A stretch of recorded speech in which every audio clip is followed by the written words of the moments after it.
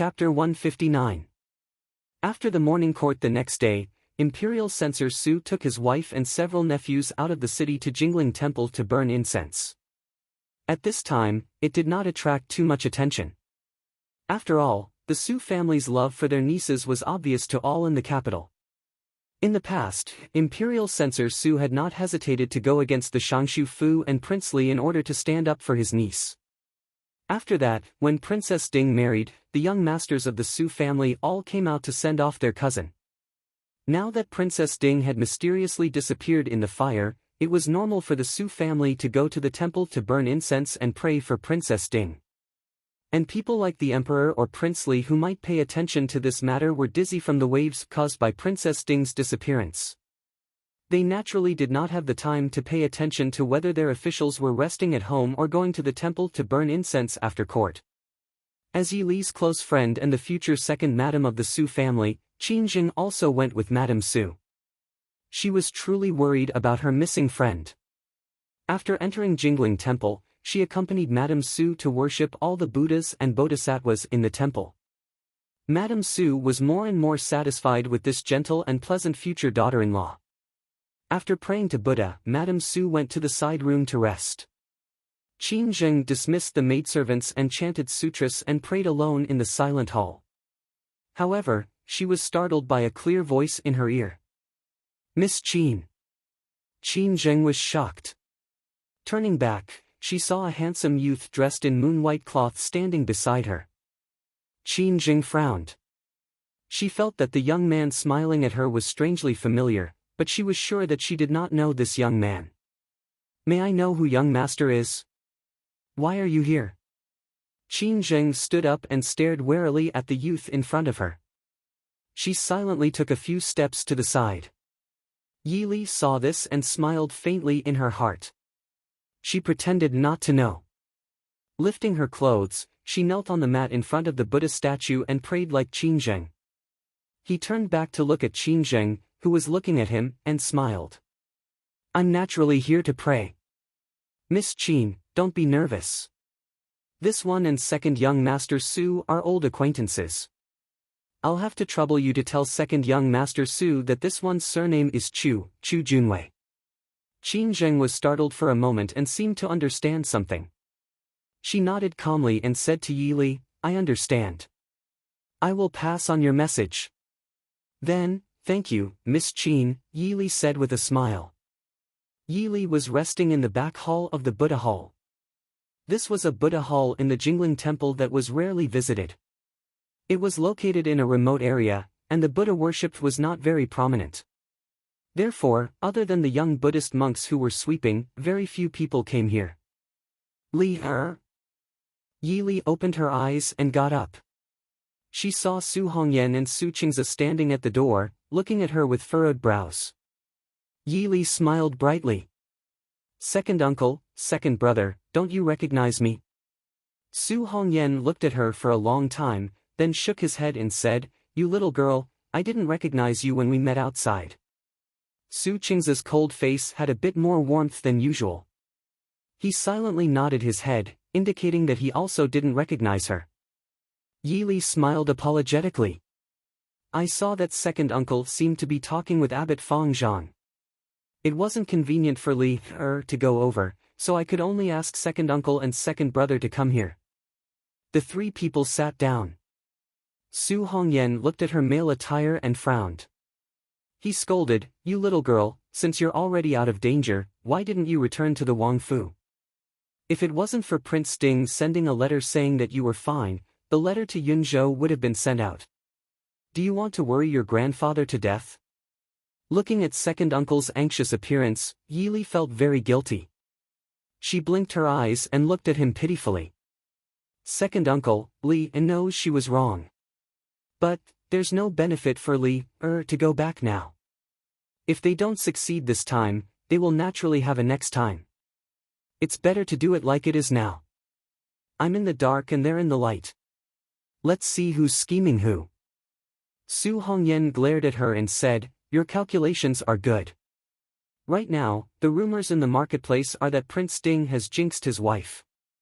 Yi Li smiled and said, "There's nothing wrong with that. Even if I'm not here, Mo Xiaoyao won't be able to marry anyone else. Su Qingze quietly sat on the side and listened to their conversation. He frowned and asked Yi Li, what other plans does Li Er have? The future Wang Fei couldn't dress as a man and stay in Jing City for a long time. If she interacted with them too much, she would be discovered one day. Yi Li put away the smile on her face. She looked sternly at her uncle and cousin and said, I'm preparing to go to Nanjiang. Nonsense. Su Hongyan angrily scolded. Second uncle. Yi Li looked helplessly at Su Hongyan. At the same time, she used her eyes to signal for Su Qingze to speak for her. It was a pity that Su Qingze also frowned and looked at her with a disapproving gaze. Su Hongyan waved his hand and said, don't say anything. If you're impatient to stay in Jing City, then go to Yunzhou. It just so happens that you haven't seen your grandfather for many years. Uncle. I'm the future Wang Fei. How can I run away just because I'm impatient to deal with the people and matters in Jing City? Then Mo Xiaoyao marrying me is a bit of a loss. Yi Li smiled and said. Su Hongyan looked at her from the corner of his eyes and faintly said, could it be that you want to go to Nanjiang to do something? Are the people in the Ding Wang Fu all useless in the tavern? Do they need a Wang Fei like you to personally go to such a far place? Don't tell me. Go and explain to your grandfather and eldest uncle. Second uncle. Yi Li looked at her own dressing. She really couldn't act like a spoiled girl. She could only look innocently at second uncle, eldest brother is also there. Second uncle doesn't need to worry about my safety. Does Prince Ding know what you mean? Su Hongyan asked. Yi Li felt a little guilty. She still hadn't met Mo Xiaoyao. What does Yi Li want to do in Nanjiang? Su Qingze looked at Yi Li and hit the nail on the head. Yi Li glanced at him grumpily but still answered honestly, now the situation in Nanjiang is worse than Jing City. I don't feel at ease with eldest brother alone in Nanjiang. It just so happens that Jing City doesn't need me to show my face for the time being. I want to go to Nanjiang to take a look. Su Hongyan frowned, your eldest brother has a sense of propriety and will act according to his capabilities. What can a girl like you help with? As for Jing City, Prince Ding intends to use your disappearance to make the Emperor and Empress Dowager fight? They were already fighting fiercely but they shouldn't have dragged the Ding Wang Fu into it. Yi Li frowned, the Ding Wang Fu can't wait to be schemed against forever. Uncle must know why eldest brother went to Nanjiang. If Nanjiang isn't stable, the entire Dechu state might fall into the flames of war. Since Li Er has already married into the Ding Wang Fu, the Ding Wang Fu's position is Li Er's position. I can't just sit in my boudoir and ignore everything like the other noblewomen. Other people won't give me this chance, right? Su Hongyan frowned, you. Take care of the Wang Fu's matters and let Prince Ding have no worries. You have already fulfilled your responsibility as a Wang Fei. Since we are husband and wife, we should share trials and tribulations together. Prince's body is inconvenient and he can't travel far. What's wrong with me doing what he can't do? Yi Li firmly said. Yi Li occasionally thought of Mo Xiaoyao's words and felt uneasy. If the situation in Nanjiang went out of control and developed into the situation they expected, Mo Xiaoyao would have to personally lead the troops without caring about his body. Yi Li didn't dare to imagine that with Mo Xiaoyao's body, if he really went to war, he wouldn't be able to come back alive. There was also Su Qingchen. Young Master Qing Chen's intelligence was unparalleled. But even if the Su family was a 100-years-old clan, in terms of bodyguards, they couldn't be compared to the imperial Wang Fu. And Yi Li clearly knew that Su Qingchen was a weak young master who didn't know martial arts. Chapter 160. Yi Li looked at Su Hongyan seriously and said, Second uncle, Li Er knows what to do. I will definitely not put myself in danger. Seeing his niece's determined expression, Su Hongyan sighed helplessly, Li, you are a girl. You don't need to take all the responsibility. Whether it is your big brother or Prince Ding, their matters are not your responsibility. Yi Li smiled faintly and said, I know. If Li doesn't know anything and doesn't know anything, then naturally you can stay in a safe place and let people protect you. But since I can help a little, why should I let Big Brother take the risk alone? Don't think that I don't know. Second brother, third brother, fourth brother, and fifth brother also want to go to Nanjiang to help Big Brother. It's just that they can't leave. Now I can use the excuse of going missing to help Big Brother so grandfather and uncle don't have to worry. Su Hongyan glared at her unhappily. Worry? How can you be at ease? Yi Li blinked. Second uncle, you should admit that I am stronger than third brother. You are already at ease with third brother going to the military camp. Why can't you be at ease with Li? He is a man. It doesn't matter which one of them is injured. Can you compare? Su Hongyan said. But Yi Li saw a trace of hesitation. She hurriedly tried to persuade him, I'm not going alone. My secret guards will follow me. Second uncle. Su Hongyan was helpless and could only say, you are already married. Go ask Prince Ding. If Prince Ding doesn't agree, then it is useless to say anything to me. Thank you, uncle. Yi Li was overjoyed. In her opinion, convincing her uncle was much more difficult than convincing Mo Xiaoyao. Su Hongyan looked at her face full of joy and sighed helplessly. It was no good for a girl to be too weak, just like his little sister Li Er's mother. It was even worse for a girl to be too strong and intelligent, just like this niece of his. He only hoped that Prince Ding could suppress her and let her stay in the capital or return to Yunzhou. Deep in the forest outside the Jingling Temple, Mo Xiaoyao was alone in his wheelchair, resting with his eyes closed. The faint slanting sunlight shone through the treetops and onto his body, making the still somewhat chilly early spring have a faint hint of warmth. Xiaoyao. Yi Li approached and saw the thin and tired face of the man leaning on the wheelchair. Her heart trembled, and she couldn't help but feel a little guilty and worried. Mo Xiaoyao opened his eyes and looked up at her. He was startled at first, but then he smiled and said, no wonder so many people couldn't find Mr. Li. If I didn't look carefully, I probably wouldn't be able to recognize Mr. Li. Yi Li walked up to him and looked at Mo Xiaoyao's smiling eyes. She said in a low voice, I'm sorry for making you worry. Li, are you still not going to go back? Mo Xiaoyao looked at Yi Li with a calm and gentle gaze as he asked softly. Yi Li shook her head and looked at him. I want to go to Nanjiang. Mo Xiaoyao frowned. If Mr. Li is worried about Brother Su, I'll let Feng San go to Nanjiang to help him. Yi Li shook her head. Leng Haoyu is not in the capital. Only Feng Xiao and Chief Steward Mo are helping you. How can you send Feng Xiao out? Besides, it's not a good time for me to go back now, is it? If she went back now, she definitely needed to find out who did it in the palace. Just as Mo Jingli said, even if it was for the sake of the Ding Manor's face, they couldn't let the person who kidnapped the Ding Manor's consort get away with it. And once the Ding Manor targeted Mo Jingli, then the one who would benefit from it would be Mo Jingqi. It was better now. The Ding Manor's consort went missing in the palace. No matter what, they would stand on the Ding Manor's side. Just let Mo Jingli and Mo Jingqi fight among themselves. Although Mo Jingli knew that she had escaped, he still had to swallow this loss. He couldn't admit that he kidnapped Princess Ding and then she escaped from his hands, right? If Mr. Li feels bored in the capital, you can go to Yunzhou. When the matter is over, I'll come to pick you up and bring you back to the capital, okay? Mo Xiaoyao pulled Yi Li in front of him and raised his head to ask. Yi Li bit her red lips and looked at Mo Xiaoyao with determination.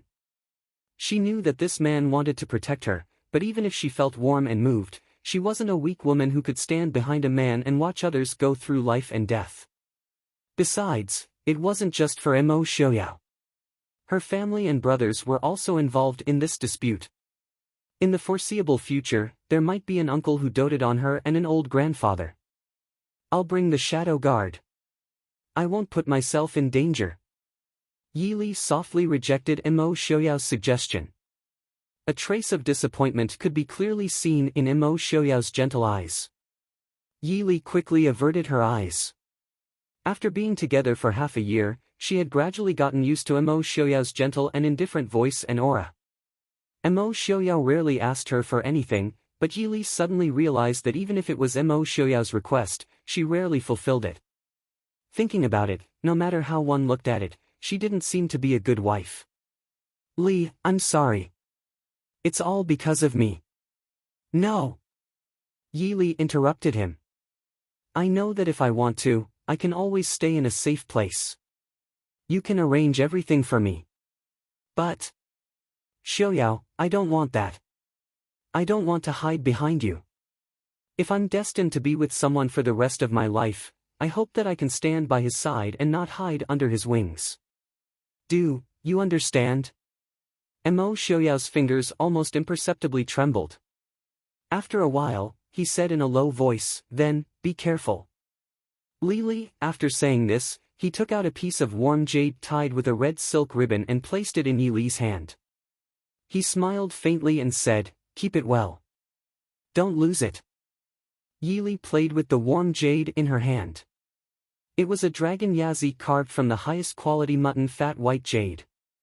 Even though it was carved from warm white jade, one could still feel the domineering aura of a dragon and the cold killing intent of a yazi.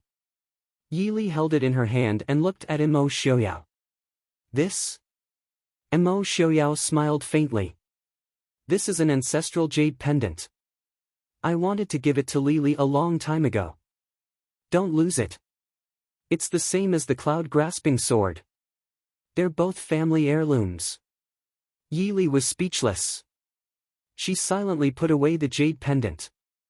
Seeing Yi Li's figure disappear into the forest, the warm smile on Mo Xiaoyao's face gradually disappeared. He looked down at his crippled legs. His indifferent eyes were filled with anger and unwillingness. Bang! With a wave of his hand, a large tree nearby snapped. Mo Xiaoyao coughed a few times. His face was tired as he leaned against his wheelchair. You really are trash. With Prince's current body, it's best not to get angry so easily.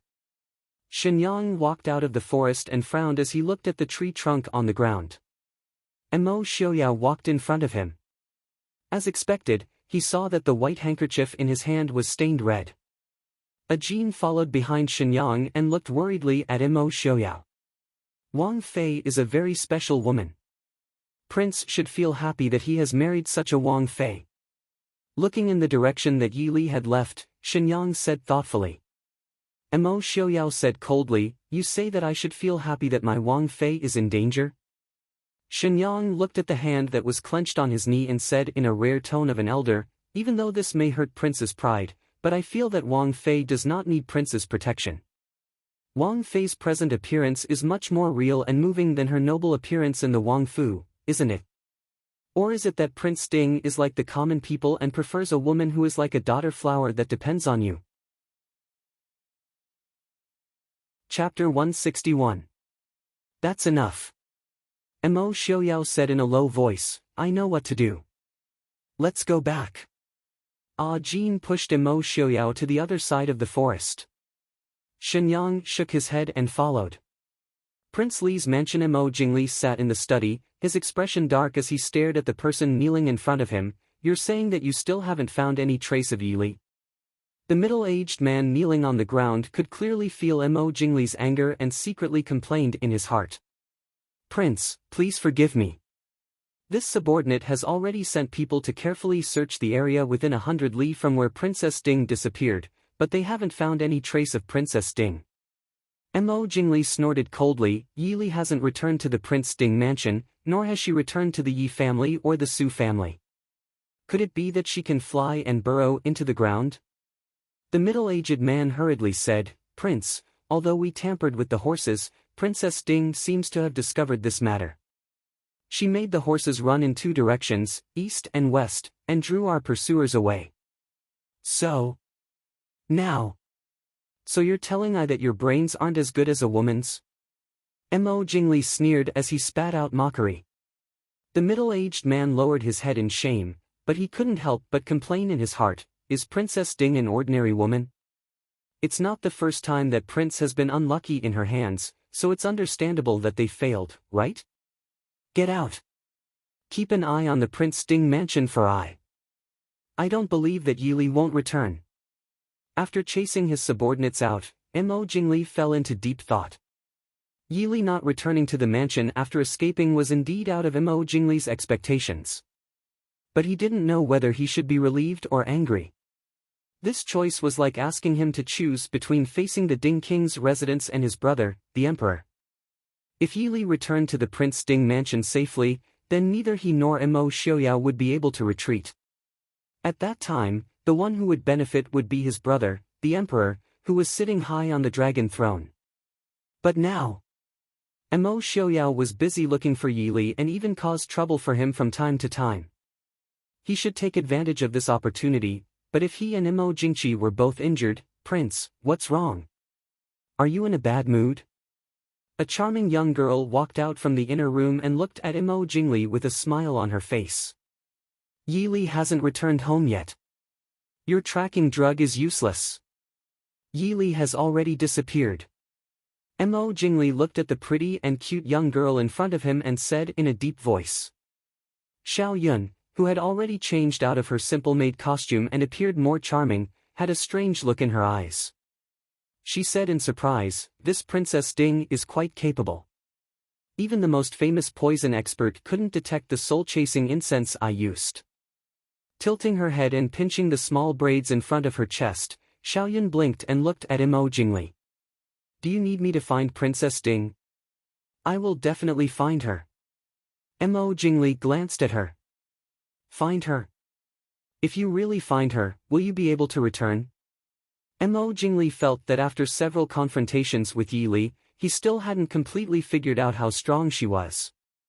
Also, the 4 shadow guards by her side were definitely not simple. If Xiaoyun was killed by someone alone, even her bones wouldn't be able to be found. You stay in the palace obediently and don't run around. If you ruin Ai's plan, I won't care if I can explain it to your sister. Xiaoyun bit her lips and glared at Mo Jingli with hidden bitterness. Unfortunately, Mo Jingli wasn't someone who would go easy on girls. With a cold snort, he picked up the scroll on the table and lowered his head to read. He completely ignored Xiaoyun. Xiaoyun's eyes turned and she walked to Mo Jingli's side. She said in a low voice, "Jingli Gage, can I help you poison Mo Xiaoyao and the Emperor to death?" "If you want to die, then go ahead and try," Mo Jingli said. Did she think that no one had tried to poison Mo Xiaoyao in all these years? But Mo Xiaoyao was still living well with his sickly and crippled body. Instead, those assassins were long gone and no one knew where their corpses were. Jiangnan Guangling City. Compared to the cold spring in the north, Jiangnan at the beginning of March was already a scene of flowers blooming and thriving. Guangling City was the largest city in the south and it was also the former capital of the previous dynasty. Even though the previous dynasty had been destroyed, Guangling City's position as the political, economic and cultural center of the south had not been shaken. And because Taizu had established the capital here in the early years, even though the capital had been moved to the north, Guangling City had been preserved as a subsidiary capital. Compared to the political and military position of the Chu capital, Guangling City was more inclined towards culture and economy. 3 of the 4 richest merchants of the Dechu state lived in Guangling City. From this, it could be seen that Guangling City's wealth was far greater than the Chu capital in the north. In the night, Yili leisurely strolled through the noisy streets filled with the smell of cosmetics. The noise on both sides of the street was filled with the smell of alcohol and rouge. What entered his ears was the sound of music. And San awkwardly followed Yili as he pushed away the warm and gentle women that came to pull him and his Wang Fei. He was complaining inside. If he had known that Wang Fei would run to a place like this, he wouldn't have fought with Lauda to trade. Woo-woo. If the prince knew that he was going to a brothel with Wang Fei, he would definitely kill him. Yili walked as he looked back to admire Ansan's embarrassed state. Just as Ansan couldn't take it anymore, he finally stopped and said with a smile, "We're here." Ansan let out a sigh of relief and raised his head to look at the roadside. Under the dim light of the night by the side of the quiet lake, there stood a serene and elegant pavilion. On the plaque above the door, there were a few large words written like dragons and phoenixes, breeze and moon floor. As a shadow guard specially trained by the Ding King's Fu, and San naturally knew what kind of place the wind and moon floor was. The #1 brothel in the world. It was said that this place had the most fragrant wine, the best food, and the most beautiful and talented women in the world. This was the land of warmth and tenderness that every man dreamed of and would rather not wake up from. Gongzi. Yili looked at him and smiled. What? The #1 brothel in the world isn't enough for you? And San grimaced. Gongzi, are we really going in? Yili smiled. Do you think I'm taking you out for a walk? Let's go. Opening the fan in his hand, Yili smiled as he stepped into the wind and moon floor. Since the wind and moon floor could become the #1 brothel in the world, it naturally had its extraordinary aspects.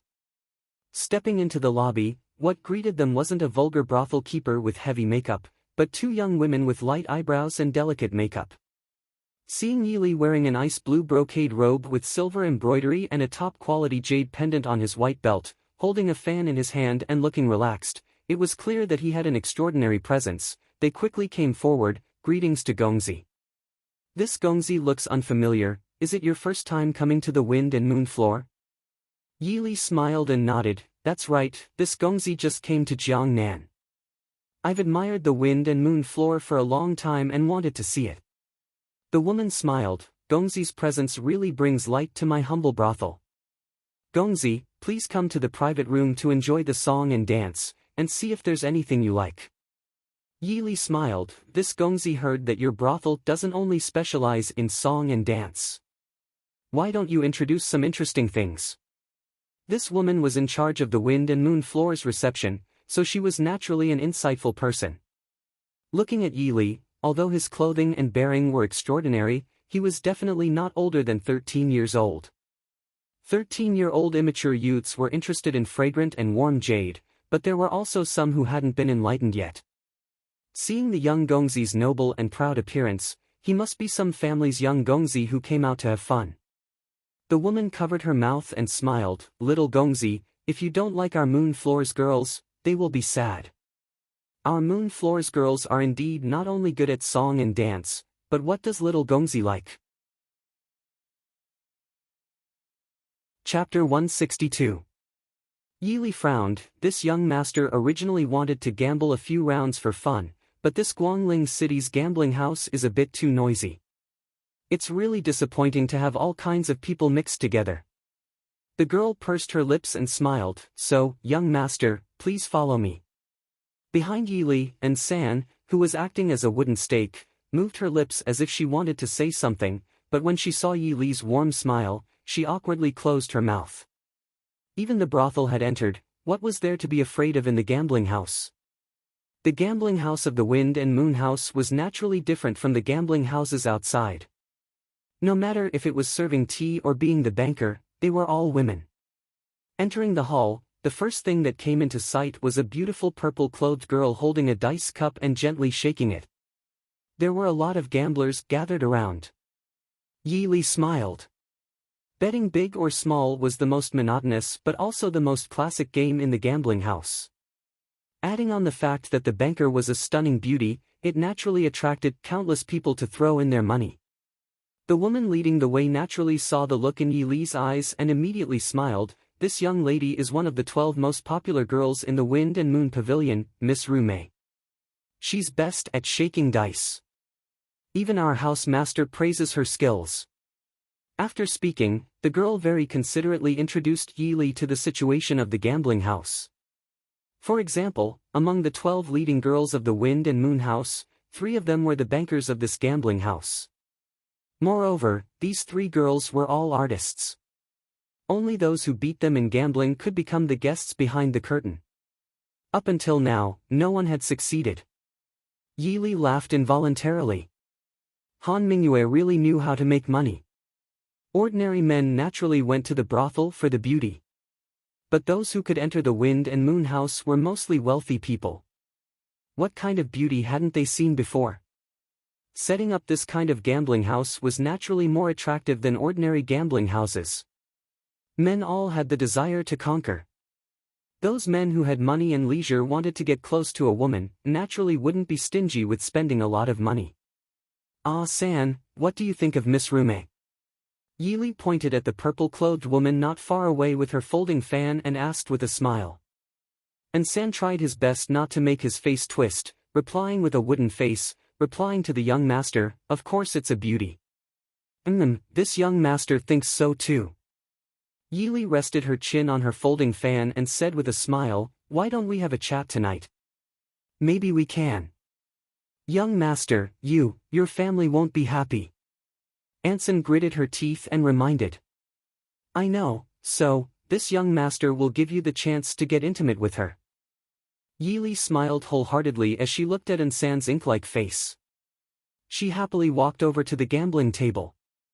Miss Rume shook the dice and looked at the gathered gamblers with a smile on her lips. The greed and lust in the eyes of these men made her feel disdain, but the smile on her face became even more charming. Yili, who suddenly squeezed to the front, made her stare blankly for a moment. This young master was only 13 or 14 years old, but the high-quality clothes and accessories on his body showed that his background wasn't ordinary. The youth's clear eyes made her feel that this youth was different from others. She smiled brightly at him. "Young master, do you want to bet?" Yili tilted his head and looked left and right. It was worthy of being called the world's #1 gambling house. The gambling money on the table was at least 50 taels. The money these rich people casually bet for fun was enough for an ordinary person to live for half a year. The nearby gamblers saw that the one who squeezed in was a child still smelling of his mother's milk. They couldn't help but show contempt and ridicule in their eyes. There were even quite a few people who made mocking hisses. Yili didn't care. Beaming, she took out a 50 taels silver ingot and threw it on the table. She smiled and said, "I bet big." Rume smiled and swept her gaze over the surrounding gamblers. There was no difference between the rich and powerful in the gambling house and the common people. They all started to jeer, "Big! Big! Small! Small! Small!" Rume's red lips slightly lifted. She raised her hand and opened the dice cup on the table. She smiled and said, 2, 4, 4, small." Some people were happy and some people were sad. Yili didn't care about the 50 taels that she lost. She patiently waited for the next round. This time, she still bet 50 taels. It was still big. She opened it again. It was still small. For the third round, Yili increased it to 200 taels. It was still big. Throwing the dice didn't take much time. It was only a quarter of an hour, but Yili had already lost nearly 2,000 taels. The nearby gamblers all looked at this generous young master with some surprise. They guessed which family's young master this was. "Young master, are you still betting?" Rume smiled and asked Yili. Yili raised her hand and Yili, who was standing behind her, obediently took out a stack of banknotes and handed it to Yili. Large and small banknotes totaled 20,000 taels. Seeing Yili throw the banknotes on the table without any heartache, Anson's heart twitched. He acted like a generous young master from a rich family. It was true that the Ding imperial residence was rich, but they didn't have much money right now. When they left the capital, their master brought a total of 20,000 taels of banknotes and some loose cash with them. 20,000 taels was a lot. It was enough for their group of 5 to comfortably make a few trips to the southern border. But in the casino, 20,000 taels wasn't too much. According to their master's attitude, they wouldn't even need 2 hours to lose everything. Yili increased the bet here. 500 taels. "Young master, are you betting big or small?" Rume asked. Yili smiled and said, "This young master doesn't like small. I'm still betting big." Thus, all the gamblers placed their bets in the opposite direction. People with eyes could see how bad this young master's luck was. After losing another 10,000 taels, Yili finally smiled with satisfaction. When Rume put down the dice cup again, she shook her head with a smile and said, "This time, I'm not following." Amidst the crowd's boos and noise, Rume opened the dice cup. 3 sixes, kill all. The audience wailed. Another round began. Yili had already raised the bet to 1,000 taels. This time, it was different from the previous bad luck. Yili was like a god, small. The dice cup was opened. 1, 2, 4, small. Big. 5, 5, 6, big. Big. In less than an hour, the table in front of Yili was filled with a thick pile of banknotes and silver ingots. Anson brought a chair over from somewhere for Yili to sit on. Yili comfortably leaned on the chair and looked at Rumei's face that was getting paler and paler.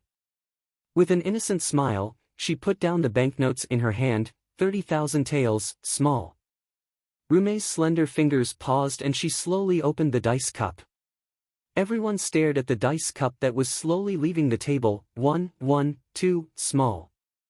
Standing behind Yili, San looked worriedly at the banknotes that had increased on the table. Just now, he had been worried that after Wang Fei lost all the money, they would have to return to Jing with their tails between their legs. Now, he was worried that Wang Fei would win too much and they wouldn't be able to walk out of Breeze and Moon Tower. Without a change in expression, she supported her head with her hand and casually looked at Rumei's movements, all in. Big. Everyone present inhaled sharply. The banknotes and silver ingots in front of Yili added up to more than 100,000 taels. If they bet right, they would naturally win a full purse. If they bet wrong, then the 100,000 taels would be wasted. Even if everyone present was rich, there weren't many who had the courage to bet more than 100,000 taels. After all, their money was earned through hard work and didn't fall from the sky. Fine beads of sweat started to appear on Rumei's flawless forehead. Her beautiful eyes that stared at Yili were filled with shock and inquiry. Under everyone's gaze, she slowly reached out to open the dice cup. Everyone exclaimed, 3, 3. Chapter 163. Rumei's hand trembled, her face as white as paper. Gongzi is so strong. Rumei said with a bleak expression. Yili smiled but didn't say anything. In the past, for an undercover mission, she had specially learned gambling from a gambling king for several months. The other party had praised her for her talent. And with her eyesight and hearing, it was impossible for Rumei to cheat in front of her. Of course, Yili thought that in a place like the Wind and Moon Pavilion, the banker wouldn't cheat for a few hundred taels of silver. If that was the case, it would damage the reputation of Han Mingyue's Wind and Moon Pavilion too much. But if she continued to win, it wouldn't be certain. After all, Han Mingyue's reputation of loving money like his life was as famous as his Wind and Moon Pavilion. This Gongzi, our pavilion master, invites Gongzi inside for a chat. When Yili was hesitating whether to continue or not, a young man who looked like a manager walked out, cupping his hands and smiling at Yili. Yili's eyes turned and she said with a smile, Gongzi Mingyue has invited me, this Gongzi is also very fortunate. But, the Wind and Moon Pavilion won't murder for money, right? The young man's mouth twitched, his smile a bit forced. Gongzi is joking. Yili stood up and casually stuffed the banknotes into Ansan's hands. When she stood up again, she brushed her clothes and said with a smile, please lead the way. The young man led Yili and Ansan into the small courtyard behind the gambling house. Light muslin curled around the pavilion by the lake, the pleasant sound of a guqin flowing through. Pavilion master. Withdraw. Why doesn't this Gongzi come in for a chat? The sound of the guqin paused and a low and pleasant male voice came from the pavilion. Yili slightly raised her eyebrows when she heard it. Seeing the young man respectfully withdraw, Yili said with a smile, the pavilion master of the Wind and Moon Pavilion has invited me, this one is very fortunate. Finishing, she gave Ansan a look to stay outside and went forward to lift the layers of muslin curtains to walk in. In the pavilion, a handsome man dressed in dark red brocade robes was lazily leaning against the zither table. His handsome face was filled with an evil charm. Seeing Yili come in, he raised his eyebrows and smiled. I didn't expect that the one who could defeat Rumei would be such a young master. What a rare young hero. May I dare to ask Gongzi's honorable surname and great given name? Yili laughed and said, how could I dare? A mere surname of Chu Junwei. Chu Junwei. Good name. It's just that, this humble one has never heard of any young master surnamed Chu in the Chu state who has such a bearing. If you are from the Weiling Chu clan, you don't look like someone from the Weiling, Han Mingyue said as she stared at Yili. Yili did not mind. She casually found a place to sit down and said with a smile, we are just a small family. We do not dare to trouble young Master Mingyue to listen to us. Han Mingyue snorted and said, a small family? This young master doesn't look like one. Yili waved her fan and smiled calmly. What's so strange about that? This humble one also doesn't look like the legendary young Master Mingyue. Oh? Han Mingyue raised her eyebrows with interest, but a sharp light flashed in her eyes. I wonder what the young Master Mingyue you have heard of is like. Yili smiled and said, I have heard that young Master Mingyue is elegant and extraordinarily handsome. He is a rare fine young master in the world. Han Mingyue frowned in apparent dissatisfaction. Could it be that this young master has disappointed young Master Chu? Yili lowered her eyebrows and smiled. From what this humble one knows, young Master Mingyue would definitely not sit like this in front of strangers. Looking at the handsome man kneeling beside the zither table with a lazy and devilish air, Yili could not help but sigh in her heart. In terms of appearance, the brothers Han Mingyue and Han Mingxi were at least 80% alike. If they could really fool others, it would not be impossible to fool them. However, the person in front of her clearly had no intention of concealing himself. Or perhaps he did not think that a 13 or 14-year-old stranger had seen Han Mingyue in person. Unfortunately, not only had she seen Han Mingyue, but she had also seen Han Mingxi. It seems that young Master Chu is certain that this young master is not Han Mingyue. Han Mingxi stood up and stared at Yili with a cold gaze.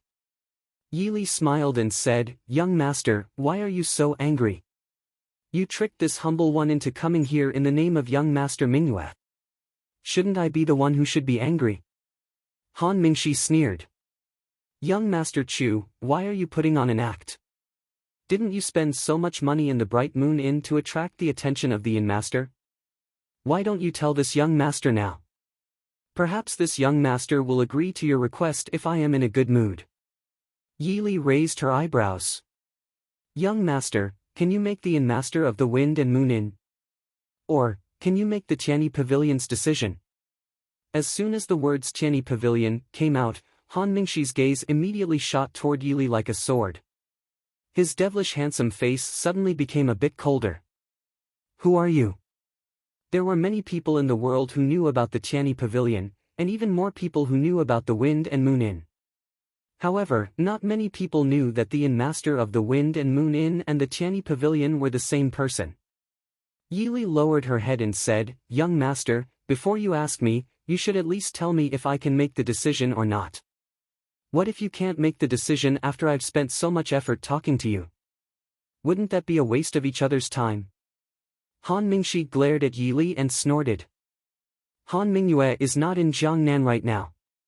Whether it is the Wind and Moon Inn or the Tianyi Pavilion, I can make the decision. Do you understand? Yili clapped her hands and said with a smile, that's good. Young master, may I know your name? Han Mingxi. Han Mingxi gritted his teeth. Of course, he wouldn't tell her what his nickname was. After all, the title of young Master Feng Yu was not a good one for both men and women. Yili raised a hand to rub between her brows and said in a low voice, so you are young Master Mingyu's brother? No wonder you look so similar to young Master Mingyu. You've seen my big brother? Han Mingxi stared at her and asked with a frown. Yili didn't change her expression and said with a smile, well, I saw young Master Mingyu once when he was young. I have a good memory and have always admired young Master Mingyu's elegance. Han Mingxi curled his lips. His big brother was indeed quite famous when he was young. However, that was in the Chu capital, so the people of Jiangnan didn't know much about him. However, was this young man in front of him 5 years old? Yili didn't care what Han Mingxi was thinking. I've come from afar and you won't even give me a cup of tea. This is not how you treat a guest. Han Mingxi stared at her for a moment and then slowly pulled out a sinister smile. If you want to drink tea, you can. If you have something to ask of me, you can. But you'll have to defeat me first. Yi Li looked at young Master Feng Yu, who was staring at her with a provocative expression, and secretly found it funny. Of course, she knew that Han Mingyue wasn't in Jiangnan right now. She even knew where Han Mingyue had gone. Although Han Mingyue and Han Mingxi were brothers, Han Mingxi was clearly much easier to deal with than Han Mingyue. For various reasons, Yi Li didn't want to meet Han Mingyue. What does young Master Han want to bet? Han Mingxi raised his eyebrows and smiled. I won't take advantage of you. Weren't you very powerful just now? Let's bet on the dice and see who's bigger. Yi Li raised her eyebrows and didn't object. Okay. Chapter 164. Han Mingxi smiled in satisfaction. Good, straightforward. If you can beat this young master, no matter what request you have, this young master will help you. Yi Li smiled and said, that won't be necessary. I'm not the type to ask for exorbitant prices.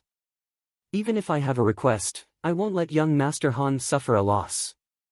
After all, doing business requires mutual benefits to last long, don't you think so? Interesting. Han Mingxi smiled and said, what if you lose? Yi Li said, if I lose, then pretend I didn't mention today's matter. In addition, the 210,000 taels of silver I won at your restaurant will be the bet. 1 round to determine the winner? Han Mingxi asked. Please.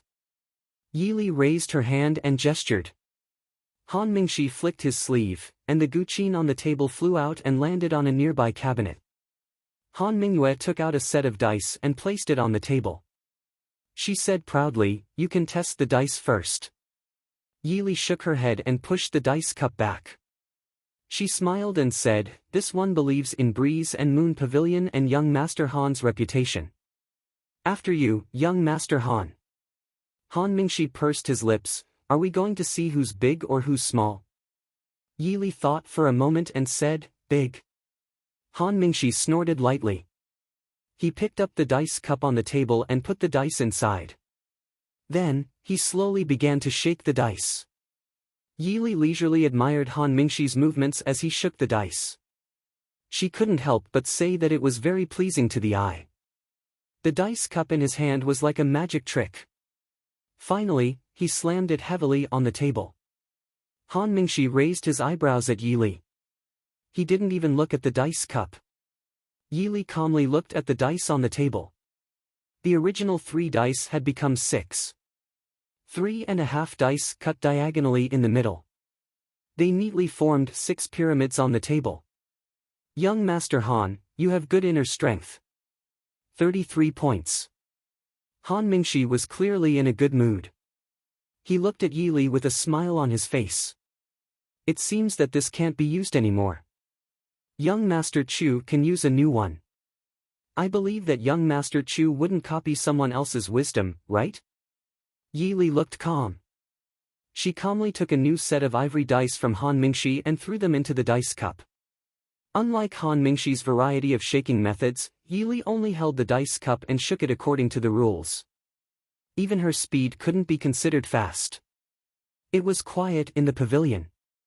Only the sound of the dice being shaken and colliding could be heard. However, Han Mingxi's relaxed smile gradually turned serious. Even his body, which was leaning lazily, straightened up and stared at Yi Li's calm face. He actually couldn't hear the number that the dice could get. However, he wasn't too worried about winning or losing. 33 points was the highest number that could be rolled. Unless the youth in front of him imitated his methods, he wouldn't be able to win against him. Pang! Yi Li placed the dice cup back on the table. She looked at Han Mingxi with a smile and said, young Master Han, do you want to guess how many points it is? Han Mingxi gave her a disdainful look and said, you can't win against this young master no matter how many points it is. Open it. Let this young master see just how strong young Master Chu is. Yili raised her eyebrows and said with a smile, young Master Han is right. She slowly opened the dice cup. The 3 dice were perfectly intact on the table. But, the 3 dice were all placed on the table with one corner tip, and the other inclined side leaned against each other. Each dice had 2 sides facing up. These 2 sides happened to be 5 and 6. In other words, Yili also had 33 points. Yili said with a faint smile, 33 points. It's a draw. Young Master Han, what do you think? Han Mingshi stared at her. After a while, he said in a deep voice, you win. Tell me what you want. With a wave of his hand, the dice cup and the 3 dice were sent to the treasure cabinet on the side. Han Mingshi raised his voice and said, serve the tea. In the pavilion, Yili was tasting the best quality tea that had just been served with satisfaction. The Wind and Moon Pavilion was indeed the best place in the world to enjoy life. Even the tea here was comparable to the tribute from the palace. Han Mingshi stared at Yili with a deep gaze. Young Master Chu, can you tell me why you're looking for the Tianyi Pavilion's master now? Yili put down the teacup and said with a faint smile, it's actually not a big deal. I'm going to Nanjiang in the near future, so I need some information.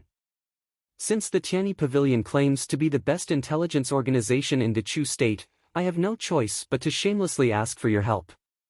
Han Mingshi's expression softened after being flattered by someone who was on par with him. He snorted softly and said, young Master Chu, you're quite well informed since you know the relationship between the Wind and Moon Pavilion and the Tianyi Pavilion. Why would you need the Tianyi Pavilion's help? Yili smiled helplessly and said, knowing this, was just an accident. I hope young Master Han doesn't blame me for being presumptuous. Of course, since the Tianyi Pavilion sells intelligence for a living, I'll certainly pay the Tianyi Pavilion's satisfaction. Han Mingyue narrowed his almond-shaped eyes. He leaned back and looked at Yili leisurely. Oh? Satisfy the Tianyi Pavilion. It seems young Master Chu is very confident in yourself. Yili smiled and said, I believe that since the Tianyi Pavilion is open for business, you won't ask for a sky-high price, right?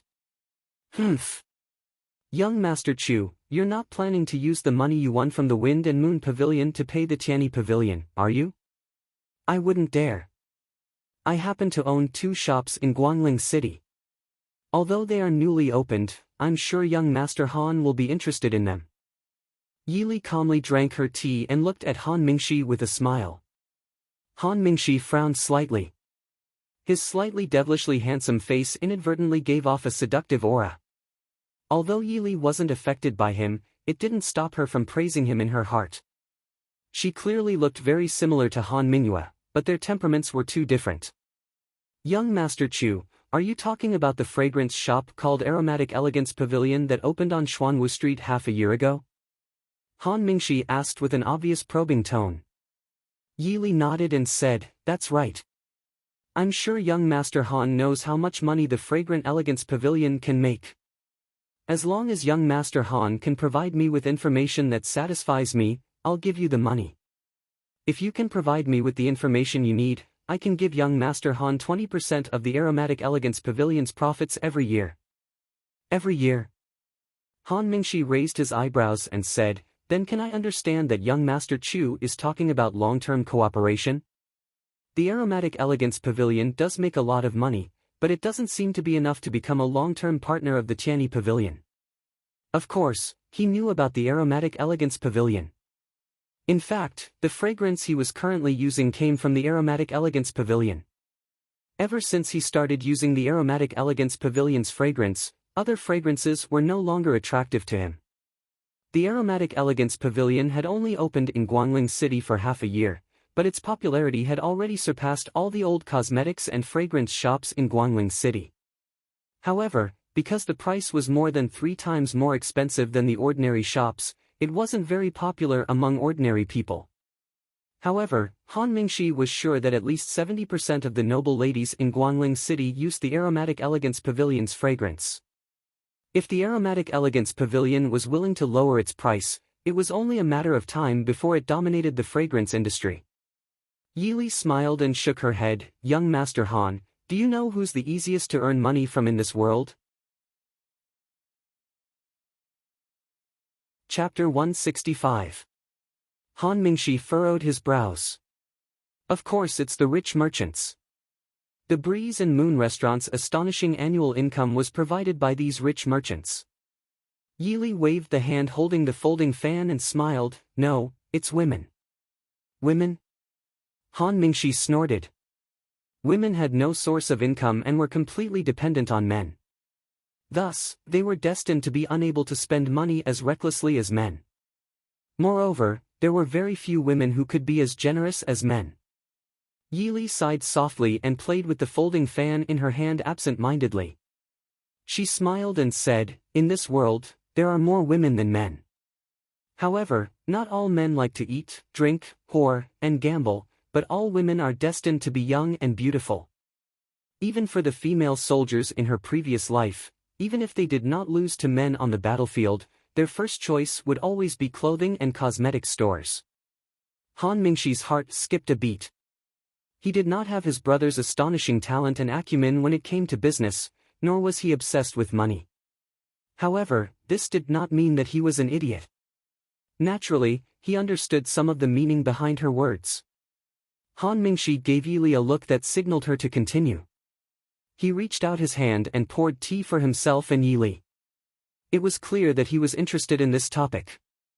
Yili did not mind. The fragrance formula of the Aromatic Elegance Pavilion is absolutely confidential. It is not something that can be made by just any cosmetics store. To be honest, I don't really like the quality of the cosmetics and fragrances in the Chu state. I believe that young Master Han is also not satisfied, right? Han Mingxi furrowed his brows. He did not feel anything. However, ever since the Aromatic Elegance Pavilion appeared, he felt that the fragrances he used in the past were not that good. Although he privately had people who made their own fragrances, the time and energy spent on them far exceeded the value of the fragrances themselves. Occasionally, he would give the fragrances from the Aromatic Elegance Pavilion to his female friends. Those beautiful ladies also clearly showed their preference for the fragrances from the Aromatic Elegance Pavilion. Han Mingxi didn't want to admit that he might have indirectly attracted a lot of customers for the Aromatic Elegance Pavilion. Yili looked at Han Mingxi with satisfaction as he lowered his head in thought. She continued, although there is only one Aromatic Elegance Pavilion in Guangling City, from Sir Han's perspective, it is impossible for me to open one in every large and medium-sized city in the Chu state. Perhaps, including Xiling, northern tribes, and Nanjiang, or even places further away. After all, where there were women, there was no need to worry about not being able to sell. What do you think? Han Mingxi felt that he was a little frightened by this young boy who was obviously not even 15 years old. He believed that if his brother who loved money as much as his life was here, he would have a lot to talk about with him. Opening an Aromatic Elegance Pavilion in each town seemed to be a great idea. Han Mingxi started to imagine if he could open a Breeze and Moon restaurant in each town, then, I advise young Master Han not to think that way. Otherwise, I'm afraid young Master Mingyue will be angry. Seeing Han Mingxi holding his chin and looking outside the pavilion with shining eyes, Yili guessed what he was thinking. She quickly stopped him.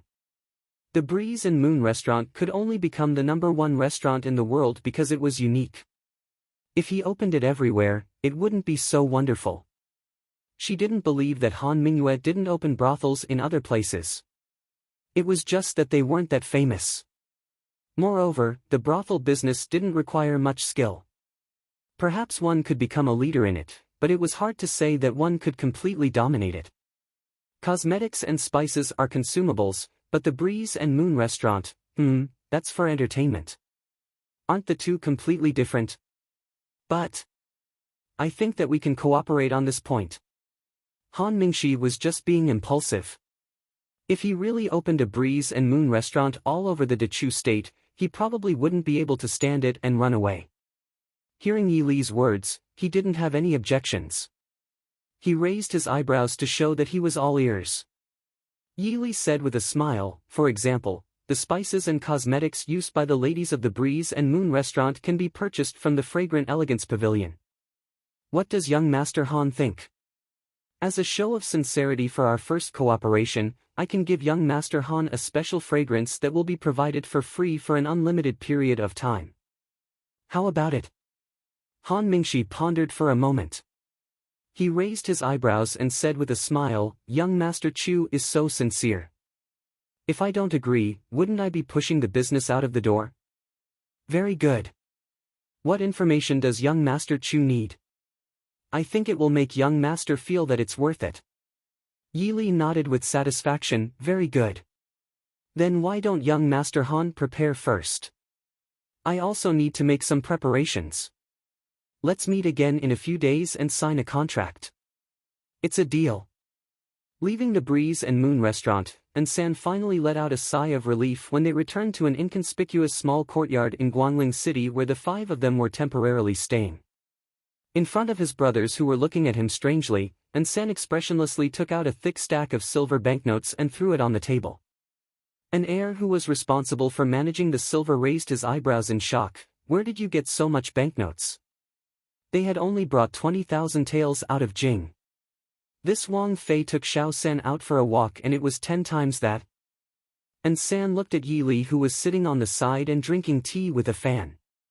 He said woodenly, "We won it at the gambling house." Finishing, he looked with lingering fear at Yi Li and said, "Young Master, this subordinate didn't think that we would be able to walk out safely from there." Yi Li glanced at him and said with a smile, "Don't worry. If the Breeze and Moon restaurant makes trouble for us for a mere 200,000 taels, then it won't be very good." A mere 200,000 taels? Even if the Breeze and Moon restaurant earned 200,000 taels a day, it definitely wasn't a small amount. Breeze and Moon restaurant? An heir, and San's lips twitched. They all decided to forget about this matter. They were Wang Fei's shadow guards, so they definitely would not tell the prince that Wang Fei had taken San to a brothel. Yi Li wasn't in a hurry to find Han Mingxi. If she wanted to completely cover her tracks, she needed intelligence from Nanjiang. In reality, Yi Li hadn't planned on finding Tianyi Pavilion. Even though Han Mingxi and Han Mingyue seemed to be easy to get along with, even though she had only met them once, Yi Li knew that Han Mingyue, that gentle Gongzi, was more than 10 times harder to deal with than his flower thief younger brother. If she didn't know that Han Mingyue wasn't in Dechu state recently, Yi Li definitely wouldn't have come into contact with Han Mingxi. However, even though Han Mingxi didn't seem very reliable, Tianyi Pavilion's intelligence network was still very fast. When Yi Li had just finished walking around Guangling City, Han Mingxi had already come to her door. Seeing Han Mingxi, who was wearing a dark red robe and constantly exuding a seductive aura, leisurely sitting in the parlor and teasing the servant girl who brought tea over, Yi Li waved her hand to dismiss the red-faced servant girl. She said with a smile, "Not seeing you for a few days, young Master Han is still as elegant as ever." Han Mingxi said with a smile, "Not at all. But young Master Chu, do you find the spring scenery of Guangling pleasing to your eyes?" Yi Li didn't expect Han Mingxi to not send people to monitor her. She wasn't angry and smiled calmly. "The ancient capital of 3 dynasties, the scenery is picturesque. How can it not be pleasing to my eyes?" Han Mingxi said with a smile, "Speaking of which, young Master Chu forgot something a few days ago. I happened to be here today, so I brought it over. It will also show my sincerity in cooperating." Chapter 166. Yi Li raised her eyebrows in confusion and looked at Han Mingxi, who was smiling maliciously. Han Mingxi raised his hand and clapped lightly. Not long after, a beautiful woman dressed in purple appeared at the door. This lowly concubine Rume greets young Master and young Master Chu. This woman was Miss Rume, who was the banker at the gambling house a few days ago. Yi Li suddenly had a bad feeling. "Young Master Han, this is..." Han Mingxi opened his folding fan with a swoosh. Half of his handsome face was hidden behind the folding fan. He smiled and said, "The rules of the Wind and Moon House are that whoever wins gets to be the banker. Young Master Chu's gambling skills are superb and even Rume is convinced. From today onwards, Rume was no longer a member of the Wind and Moon Inn, nor was she a member of the Wind and Moon Inn. She belongs to young Master Chu. If young Master Chu likes her, you can take her as a concubine. If you don't like her, she can be a servant girl who serves tea, does the laundry, and cooks. Seeing Han Mingxi smiling ambiguously and winking at her, Yi Li felt a headache coming on. Young Master Han is too polite. I was just lucky. Besides, I didn't bet with Miss Rume alone. I didn't win against her. Therefore, you should take Miss Rume back. Han Mingxi closed her fan and casually tapped her palm. Does young Master Chu mean that you don't like Rume? Hearing Han Mingxi's words, Miss Rume's charming face turned pale. She looked at Yi Li with hidden bitterness and stood to the side with her head lowered, silently crying. Yi Li glared at Han Mingxi unhappily. Young Master Han, since everyone is sincere, why do you have to tease me like this? I have a strict upbringing. I can only thank young Master Han for his good intentions. Han Mingxi sighed and looked at Yi Li with a face full of resentment. Your heart is like iron. Forget it. Rume, it seems that young Master Chu really doesn't think highly of you. You may leave. Rume snorted softly. She stomped her foot and glared hatefully at Yi Li before turning around and leaving. Yi Li smiled bitterly in her heart. If she really did send a brothel girl back, not to mention how her grandfather and uncle would react, even Mo Xiaoyao would fly into a rage. Mo Xiaoyao. Yi Li sighed softly in her heart as she recalled the sadness in his eyes when he left, even though he tried his best to hide it. Is young Master Chu thinking of someone? Han Mingxi propped up his chin and stared curiously at Yi Li. If he wasn't mistaken, he saw some sort of longing or worry in this shrewd and mysterious youth's eyes. Is young Master Han here to discuss such private matters with this one? Yi Li glanced at him and asked indifferently. Han Mingxi shrugged and frowned indifferently. I have nothing to do now. There's no harm in talking about it. That's perfect. Why don't young Master Han also talk about his romantic past? I've been interested in dialogue books recently. Why don't I write one and call it The Biography of Young Master Feng Yu? Yi Li smiled from the corner of her eyes. You're indeed very boring, Han Mingxi muttered. Since Chu Junwei knew about the relationship between the Wind and Moon Pavilion and the Tianyi Pavilion, then it wasn't so strange that he knew that young Master Ming Yu's younger brother, Han Mingxi, was the infamous young Master Feng Yu. However, he didn't look down on him like most people would when he knew about his reputation. Han Mingxi felt that this person was rather interesting. We're considered acquaintances. Young Master coming and going, that's boring. Why don't we just address each other by name? I'll call you Junwei. You can just call me Mingxi. Yi Li blinked lightly. Junwei. Mingxi. Why did she feel that this name was a bit strange? Brother Han. Yi Li stared at him warningly, reminding him that it was time to get down to business. All right, Junwei, are you shy? Han Mingxi blinked his seductive eyes and smiled. Before Yi Li flared up, he put on a serious expression and said, I've roughly found the things you want. However, you also know that we're in the Dechu state. Most of the people you want to investigate are in Nanjiang. Thus, I only have a portion here. The rest will be delivered to you after you enter Nanjiang. However, I'm rather curious. Junwei, you're still young. Why would you want to go to Nanjiang for no reason? Even if you're going to travel, there doesn't seem to be a need to investigate the Nanzhao imperial family and the Saintess of Nanjiang. Yi Li's expression didn't change as she said, to tell you the truth, I'm going to Nanjiang to search for a medicine. This medicine seems to have something to do with the Nanzhao imperial family and Nanjiang. Han Mingxi raised his eyebrows and said somewhat jokingly, Junwei, you're generous, and I'm not stingy. What medicine do you want?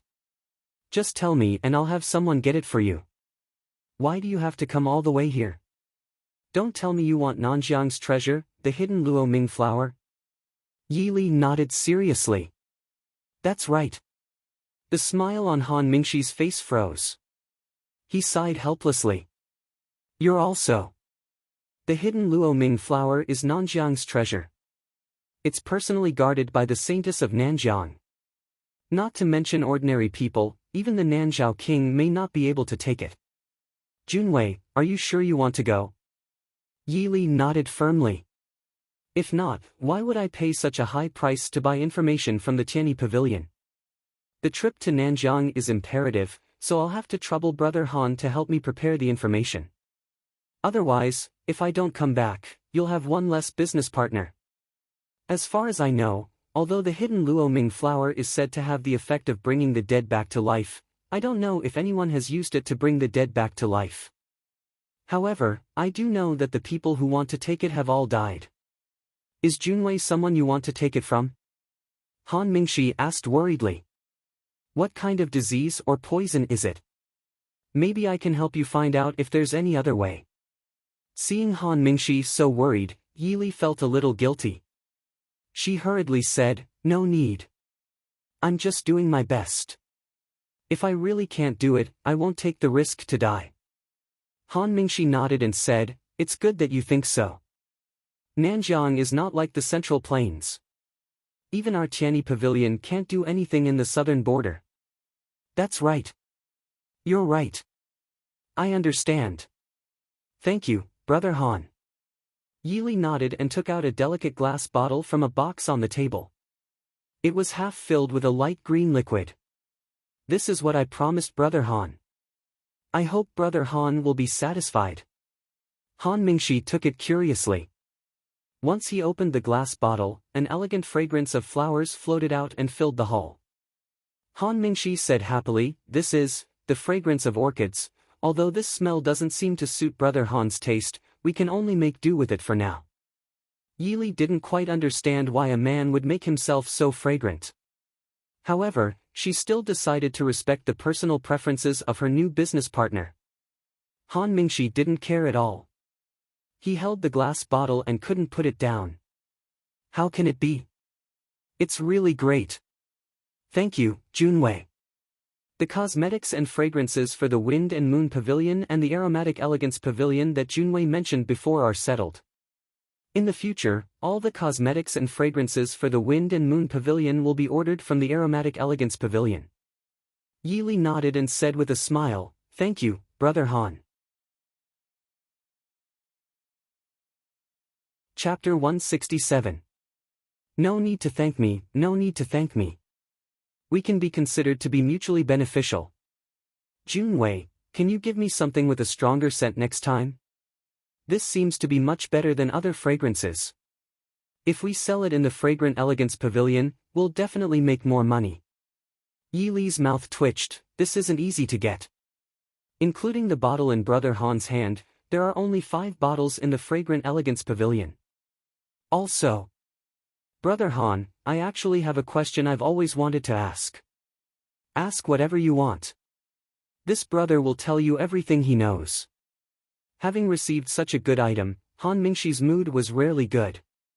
He waved his hand without a care. Yi Li looked at him, with your occupation, is it really convenient to make such a fragrant smell? If it was an ordinary household, it would be fine. If the flower was picked in a heavily guarded or martial arts household, as long as their nose wasn't broken, wouldn't they be able to smell it? Han Mingshi stared blankly. It took him a while to understand what Yi Li meant by occupation. He unhappily glared at her, you're still a little brat. You don't understand the elegance of a man. You don't know how much the beauties like this young master's fragrance. Yi Li was speechless. Did he think she had never seen a man before? The 5 brothers of the Su family, as well as Mo Xiaoyao, Feng Xiao, and Mo Jingli.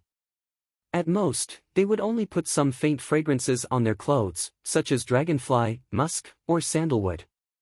Probably because Mo Xiaoyao stayed in the study for a long time, he only had a faint ink fragrance. She had never seen a man use such a showy fragrance. Why didn't he make himself into a big incense burner? After promising to see if she could concoct better fragrances for him when she returned from Nanjiang, she sent off the reluctant Han Mingshi. Yi Li then sat down to look at the things Han Mingshi had sent over. Young master, when are we leaving for Nanjiang? Dark 3 and Dark 4 fiddled with the things that Yi Li had just bought, while looking at Yi Li, who was sitting on the side looking at files. Yi Li didn't even raise her head as she stared at the file in her hand and said, "The matters in Guangling are more or less settled. We will leave the day after tomorrow. Take a look at these things as well." Casually tossing out a few pieces of paper, Dark 1 and Dark 2 caught them and sat down on the side to read them attentively. "Also, I'll be leaving the day after tomorrow. Only one of you can come with me." The four people simultaneously stopped what they were doing and looked in shock at Yi Li's calm face. "Wang Fei. Gongzi, this." An Yi said with a frown. Nanjiang couldn't compare to the Central Plains. They were unfamiliar with the place and it was too dangerous for the princess consort to bring only one person. Yi Li looked up at them with a smile and said, "Don't you think the five of us are very eye-catching? The people of southern border are very xenophobic. I'm afraid that our group will be targeted as soon as we enter southern border. But it's too dangerous for young master to bring only one person. If something happens." And San said, "Do you not believe in me or do you not believe in yourselves?" Yi Li asked with a raised brow. The four people looked at each other and couldn't say anything to refute. Yi Li said with a smile, "All right, it's decided. And San will come with me. And see, you stay behind and secretly watch Wind and Moon Restaurant. If Han Mingyue comes back or makes any movements, immediately send a message to me. Be careful and don't let him find you. And go to Shattered Snow Pass and find a way to infiltrate the military camp. If I don't send a message to you, you don't need to pay attention to anything else. No matter if you see any of us or the people in the Wangfu, just pretend you don't know. Secretly pay attention to the situation in Ling Province. An heir, set out tonight and take my token to Nanjiang to find Dage. After you find him, just follow him." The four people saw that Yi Li had already planned this and could only nod in agreement. Yi Li smiled at them, "Unless it's absolutely necessary, you're not allowed to contact Jing. I think, you all know what it means to be absolutely necessary, right?" The four people helplessly agreed. And San had a bitter expression and drooped his head. The other three people also looked at him with sympathy. He would definitely be cut to pieces by the prince. Yi Li didn't have the mind to pay attention to the feelings of her subordinates. She stared at the file on the Saintess of Nanjiang and pondered. The Saintess of Nanjiang wasn't like she thought before, with no real power. On the contrary, the Saintess of Nanjiang had a considerable influence on Nanzhao's political affairs. In some aspects, she was even more influential than the Nanzhao royal family. However, the Saintess couldn't marry and have children. Every time a new Saintess appeared, the previous Saintess had to enter the Nanjiang sacred land to protect the hidden Luoming flower. She couldn't take a step out of the sacred land and couldn't see outsiders. So the threat to the royal power wasn't that sharp. The current Saintess was called Xu Manlin, 23 years old this year. According to Nanjiang's rules, the Saintess had to abdicate at the age of 28 at the latest. Yi Li frowned. She secretly guessed that the reason the Saintess of Nanjiang wanted to rebel was because of this. After all, a 28-year-old young woman who had enjoyed supreme honor was locked in some unknown sacred land. Moreover, she wasn't allowed to see outsiders. No matter who it was a very cruel thing. "Gongzi, are we really going to get the hidden Luoming flower?" And San saw Yi Li staring at the file on the Saintess of Nanjiang and couldn't help but ask curiously. Yi Li casually replied, "If we can get it, naturally it's good to get it. However, the affairs of Nanjiang still come first." Finally, she first asked whether the hidden Luoming flower was useful to Mo Xiaoyao's body. Then she decided whether to go get it or not. Nanjiang had been a barbarian land since ancient times. Its customs were very different from the Central Plains. Its territory was full of poisonous insects, poisonous grass, fierce birds and beasts. The people of the Central Plains avoided it like the plague.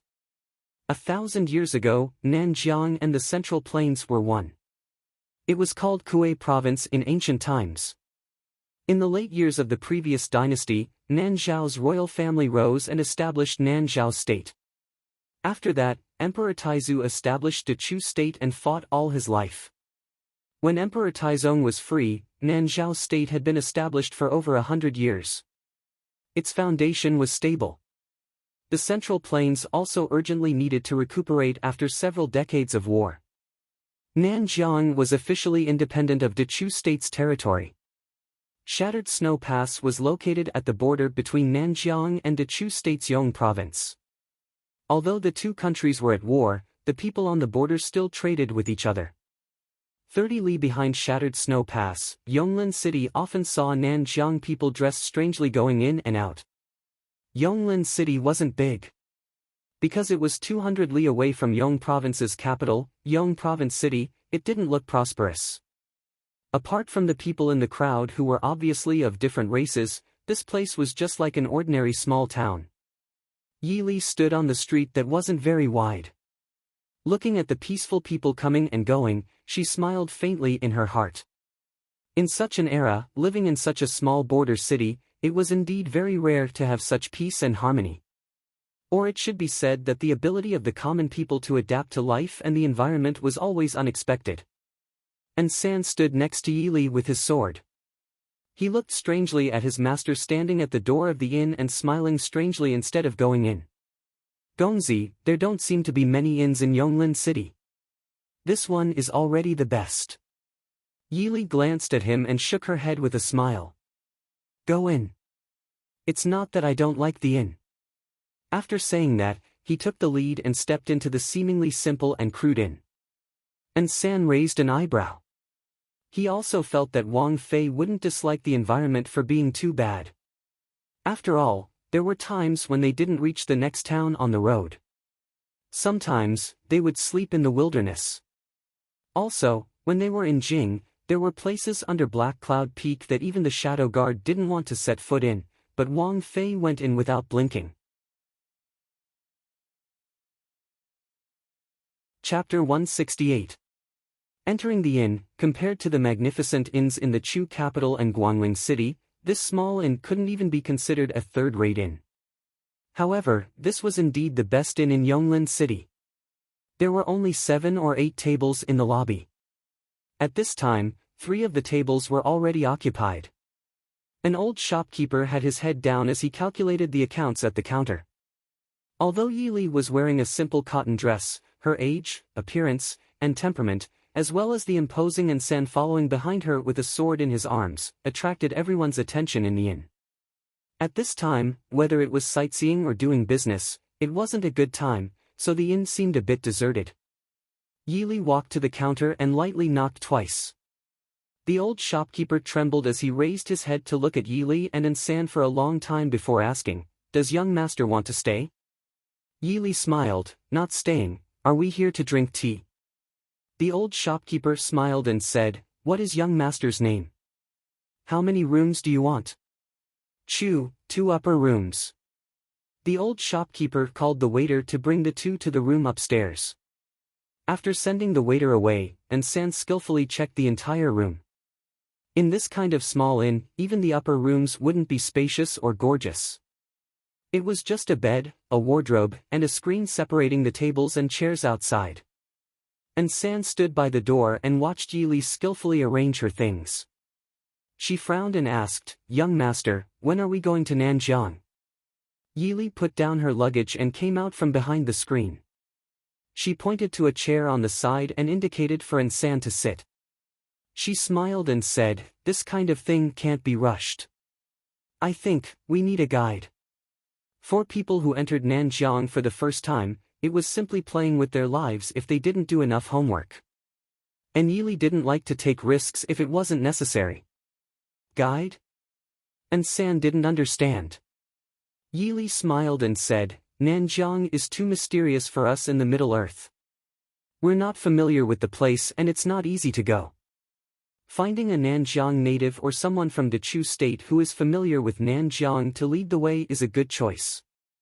Third Secret frowned, "But bringing an outsider might drag us down."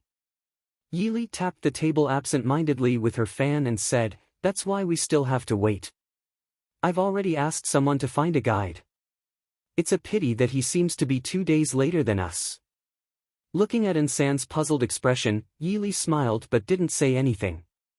Indicating that Insan could go back to his room to rest, Insan knew his master's temper. If she didn't want to say it, he wouldn't be able to get an answer even if he racked his brains.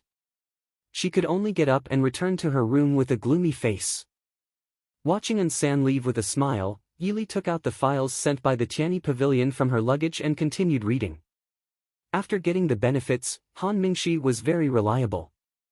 Along the way to the south, she would receive a large amount of information about the southern Xinjiang from the Tianyi Pavilion almost every few days. Yili was already used to reading all the things she received, memorizing them in her mind, and then destroying the evidence. The one in her hand now should be the last one before entering the southern Xinjiang. Along the way, the general situation of the southern Xinjiang also gradually formed an impression in her mind, but how much of it was real would have to be verified after entering the southern Xinjiang. After skimming through the thick file in her hand, Yili calmly burned the file that was filled with handwriting to the ground. Early in the morning, Yili got up early as usual and went downstairs. There were already 2 tables in the lobby downstairs, one of which was Insan sitting against the wall. Seeing Yili come down, Insan hurriedly got up. "Gongzi." Yili nodded and smiled. "So early?" Insan was silent. Usually, with the others together, there was no need to be so early, but right now he was the only one following. Although he knew that the Gongzi wasn't without the ability to protect himself, he still couldn't help but worry. How could Yili not understand his thoughts? Smiling helplessly, "Don't be so nervous. If you keep on like this, I'm afraid you'll collapse before we even enter the southern Xinjiang. Does it give you a lot of pressure to follow me?" And San shook his head. "No, this subordinate thanks the Gongzi for your trust. It was just that he and the others grew up together. He was only a little older than Nc, but his temperament wasn't as steady as Nc's. So he was used to listening to an E and an heir's opinions.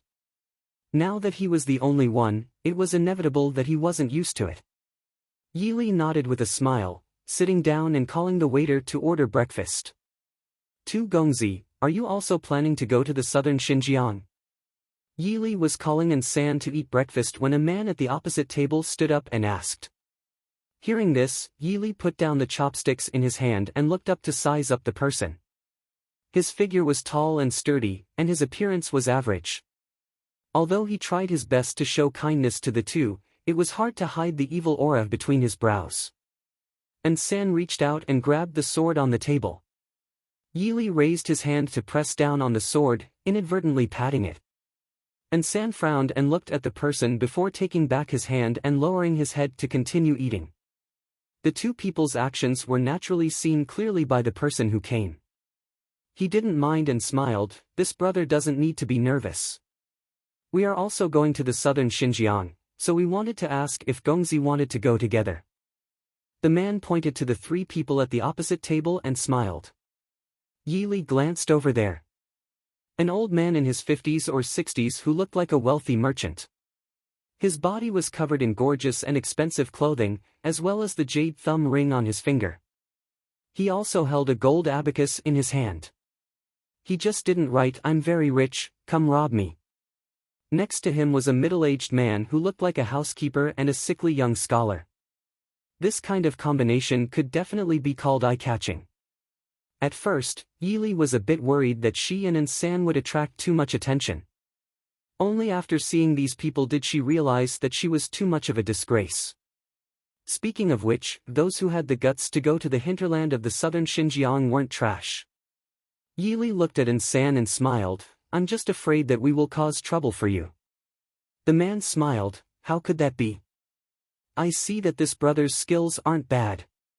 I've also been to the southern Xinjiang a few times. It's very evil. If we have a few more people, we can take care of each other, right?"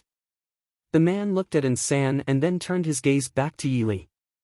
It was clear that Yili was the one who could make the decision, but he couldn't see the depth of the youth in front of him. He could only secretly guess whether or not some family's young master who didn't know the immensity of heaven and earth came out to play with his guards. "We plan to go to the capital of Nanzhao." There shouldn't be any danger along the way. I wonder who you are. Yi narrowed her eyes and smiled. Her smile was innocent and kind. The man laughed loudly. We are also going to the capital of Nanzhao. Yi's road to the capital of Nanzhao was quite peaceful. However, since last year, it's been a bit mysterious. Our master is going to Nanzhao to do some medicine business. If Gongzi doesn't mind, why don't we go together? The rich merchant sitting across from them glanced at Yi arrogantly. However, the young man with a sickly face smiled and nodded at the two. Yi lowered her eyebrows and smiled. She tactfully declined. I only heard that Nanzhao's scenery is unique. That's why I plan to travel and broaden my horizons. Therefore, I found a guide in advance. It's just that he'll be 2 days late. Seeing Yi refuse, the man didn't force it. He only smiled and said, since it's like this, then I'll have to bother Gongzi. We might as well meet again in the capital of Nanzhao. Yi nodded slightly and watched the man return to the seat across from them. Across from them, the rich merchant scolded the man for being meddlesome and spoke disdainfully to Yi. Yi didn't care and smiled faintly and lowered her head to eat breakfast. Chapter 169. Once the table of guests left, San raised his head and said, Young master, be careful of those people. Yi raised her eyebrows and asked, You know them? San nodded and then shook his head, saying, I know that sickly scholar. Yi looked at San, somewhat curious as to how he could know this sickly scholar who had almost never left the capital. It seems like that sickly scholar's identity isn't simple. San nodded and said, His nickname is Sickly Scholar, no one knows what his real name is. Including Tianyi Pavilion. Yi lowered her head and thought about the sickly scholar she saw just now. He didn't look like a top expert and didn't have anything special about him. How did San see through his identity? San said, he is Xiling Country's Yanwang Chamber's 3rd pavilion master. A few years ago, almost all of the assassin organizations received the mission to assassinate the prince, including Yan Prince. Quite a few of our shadow guard died in his hands. However, he was also hit by Prince's palm and damaged his heart meridian. His original fake illness became a real illness. Did young master notice his right hand just now? Sickly scholar is good at poison. The color of his left hand's fingernails is different from normal people's. Others only think that his body is sick. In fact, he was already like this long before he was injured by Prince. That hand is caused by his years of practicing poison. It's incomparably strange poison. Yi lowered her head and recalled. Sure enough, she remembered that the scholar's left hand that was hidden in his sleeve was slightly exposed when he stood up. It really did seem to be dark red. Refining his own hand into poison? Isn't he afraid of poisoning himself to death? Yi didn't understand and felt that this method was meaningless. A body that was impervious to poison doesn't exist in a sense. It can only be said that some bodies have resistance to most poisons for some reason.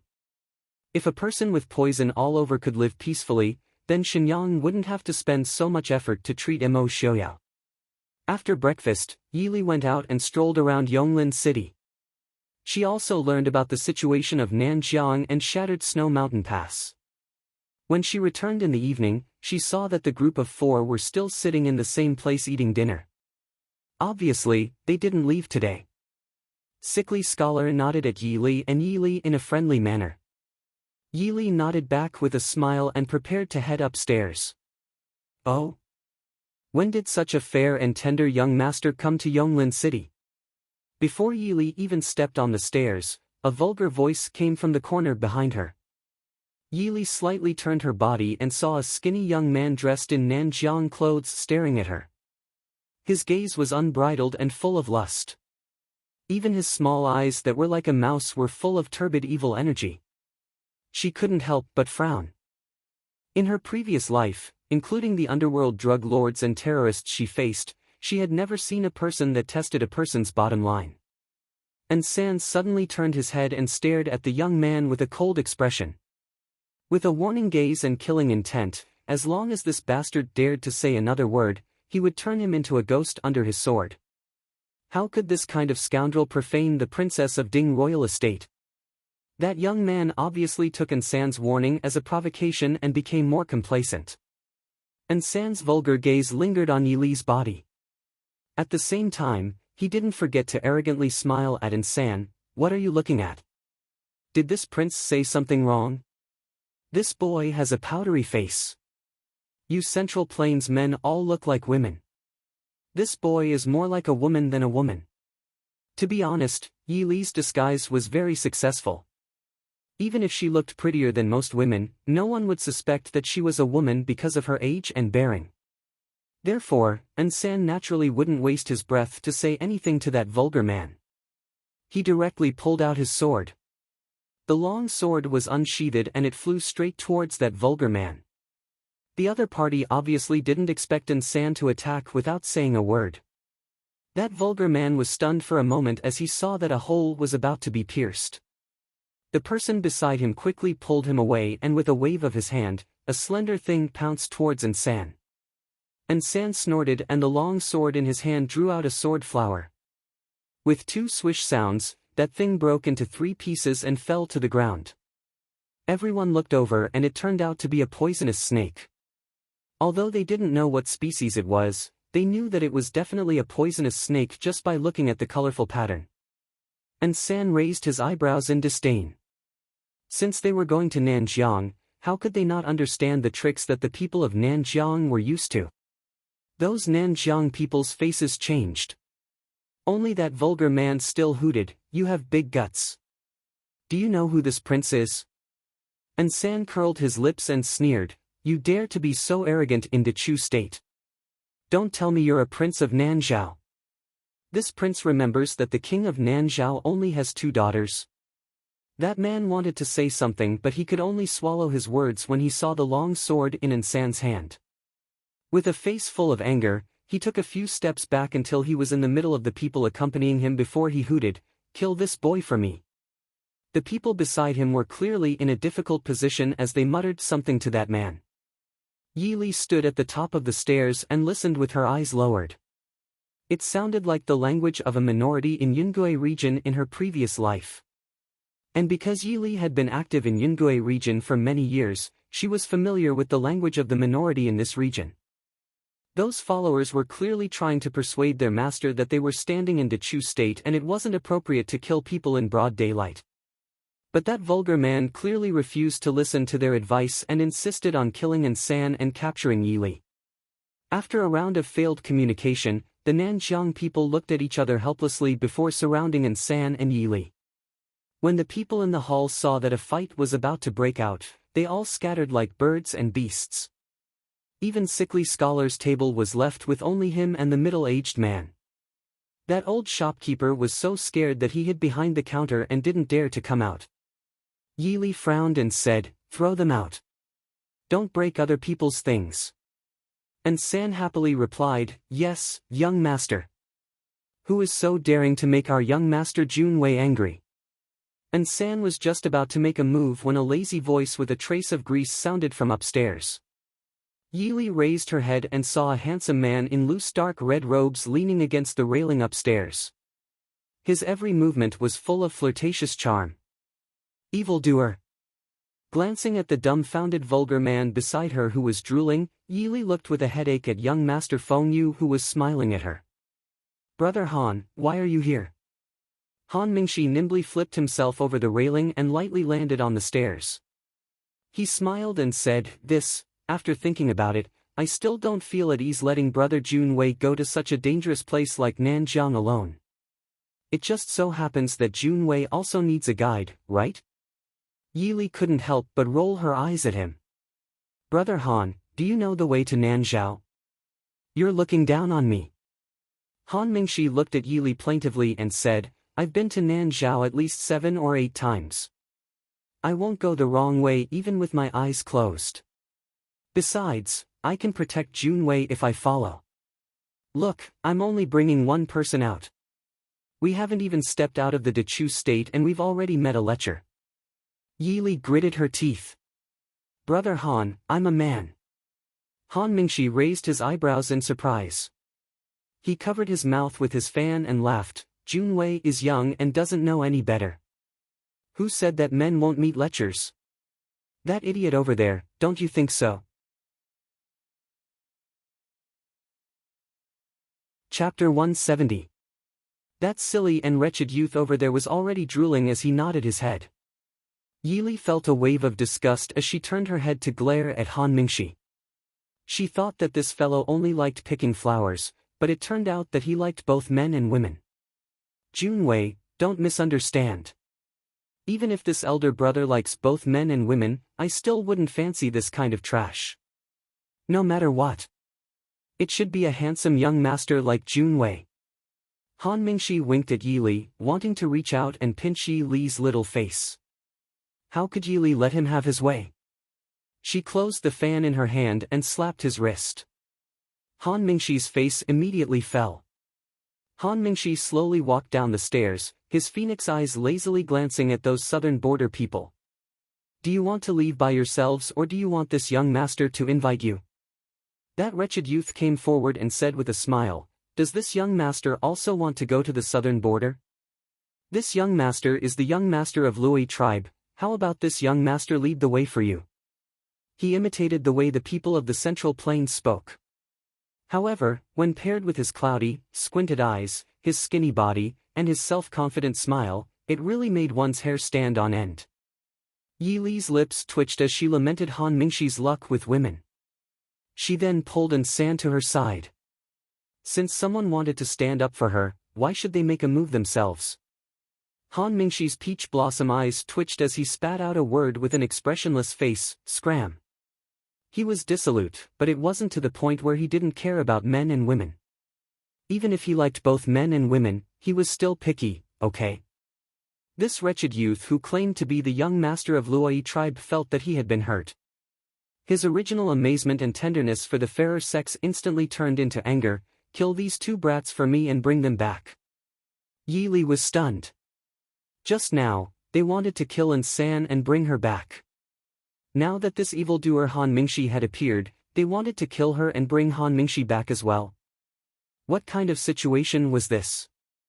Han Mingxi's lips curled into a cold smile. Get out of here right now. Or do you want General Murong to personally escort you out? As soon as he said this, a hint of hesitation finally appeared in the wretched young man's eyes. Under the persuasion of the people around him, he snorted and ran out after leaving behind some harsh words. The hall was completely silent. Seeing that there was no fight, the old shopkeeper carefully stood up from the counter and apologized to the only remaining table of customers. Yili walked up the stairs and whispered to An San to give the shopkeeper more money as compensation when paying the bill. Han Mingxi chuckled when he heard Yili's words. Junwei is really soft-hearted. That old shopkeeper has been running an inn in Yonglin for decades. What hasn't he encountered? Do you really think he's scared? Yili glanced at him and said indifferently, it's a fact that he drove away his guests because of us. It had nothing to do with whether he was frightened or not. Anne. Brother Han, this is my room. Han Mingxi smiled. Junwei, aren't you going to invite me in for a cup of tea? If you want to drink tea, why didn't you drink it in the hall? Han Mingxi curled his lips in disgust. Drinking tea in that kind of place doesn't suit this young master's taste. Anne. I don't want to be poisoned in the middle of drinking. Junwei's luck is pretty good. You just went out and met the sickly scholar that everyone in Jianghu is afraid of. Yili raised her eyebrows and opened the door to let him in. She asked, you know about sickly scholar? What is he doing in Nanjiang? Han Mingxi shrugged and leaned back in his chair with his hands behind his head. He smiled at Yili and said, who knows? He was almost killed by Prince Ding a few years ago. It was the Yanwang Chamber's great pavilion master who personally came out to save his life. He hasn't come out for several years, and now he suddenly appeared in Nanjiang. Every time that guy appears, there will be rivers of blood. Junwei, don't be fooled by him. It's better to stay away from him. Yili nodded carelessly. Her mind had already turned elsewhere. I don't know him, so I won't provoke him. But Brother Han, don't you need to guard the Wind and Moon Pavilion? How come you have time to come to Nanjiang? Han Mingxi sneered, the Wind and Moon Pavilion doesn't need me to guard it. It's more reassuring for me to guard Junwei. After all, Junwei's Aromatic Elegance Pavilion is the only property that belongs to me. If something happens to Junwei, this young master will lose a lot. While speaking seriously, his seductive phoenix eyes revealed a playful look. Yili looked at him calmly. I have something to do in Nanjiang, so it's not convenient to take Brother Han with me. It's okay. You don't have to take me. I'll just follow Junwei. If Junwei wants to climb a mountain of swords, I won't go down a sea of fire. How about it? Han Mingxi smiled brightly, I'm very useful. Don't you want to use the information of the Tianyi Pavilion? As long as I'm by your side, I can get any information of the Tianyi Pavilion at any time. It's much more convenient than waiting for the information to come to your door. Yili looked at him silently for a long time, then said, I'm afraid that young Master Mingyue will find out that I took his brother into danger and accidentally kill me. At the mention of his brother, Han Mingxi's good mood suddenly became gloomy. He snorted coldly and said, Don't talk to this young master about him. He doesn't even remember that he has a younger brother now. Sooner or later, he will die. Humph. At that time, this young master will go and collect his corpse. Yi Li's heart skipped a beat. Although she had schemed against Han Mingyue and escaped from him last time, Yi Li seemed to have an innate vigilance against him. As for Han Mingxi, who looked very similar to him, she didn't have this feeling at all. Perhaps it was because of Han Mingyue's ability to establish the Breeze and Moon Inn and the Tianyi Pavilion by himself. Perhaps it was because of the inexplicable grudge between him and Imo Shouyao. Perhaps it was because he was the first person who could truly threaten her. Yi Li calmly looked at the angry Han Mingxi and said indifferently, Since you're worried, just go and take a look. Brother Han, why do you have to follow me everywhere? Not only is it dangerous, but if something happens to young Master Mingyue, Brother Han will regret it. Han Mingxi was startled, but he soon laughed. What can happen to him? There are only a few people in this world who can touch him. Moreover, he doesn't need my help. In his eyes, I'll only cause trouble. Yi Li rested her chin on her hand and looked at him with a smile. I thought Brother Han and young Master Mingyue were brothers. Han Mingxi snorted and said, In any case, this young master wants to follow you to Nanjiang. Even if you don't want me to, this young master will follow you. As for my big brother, you don't have to worry about him. He won't be back anytime soon, and the Breeze and Moon Inn won't collapse. Yi Li shrugged indifferently. If she said too much, it would only arouse his suspicions. Since they were going to be together for such a long time, she had to have a way to find out where Han Mingyue went.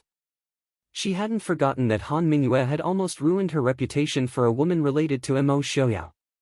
Who said she couldn't hold a grudge after apologizing? It was just that she didn't have to rush for revenge.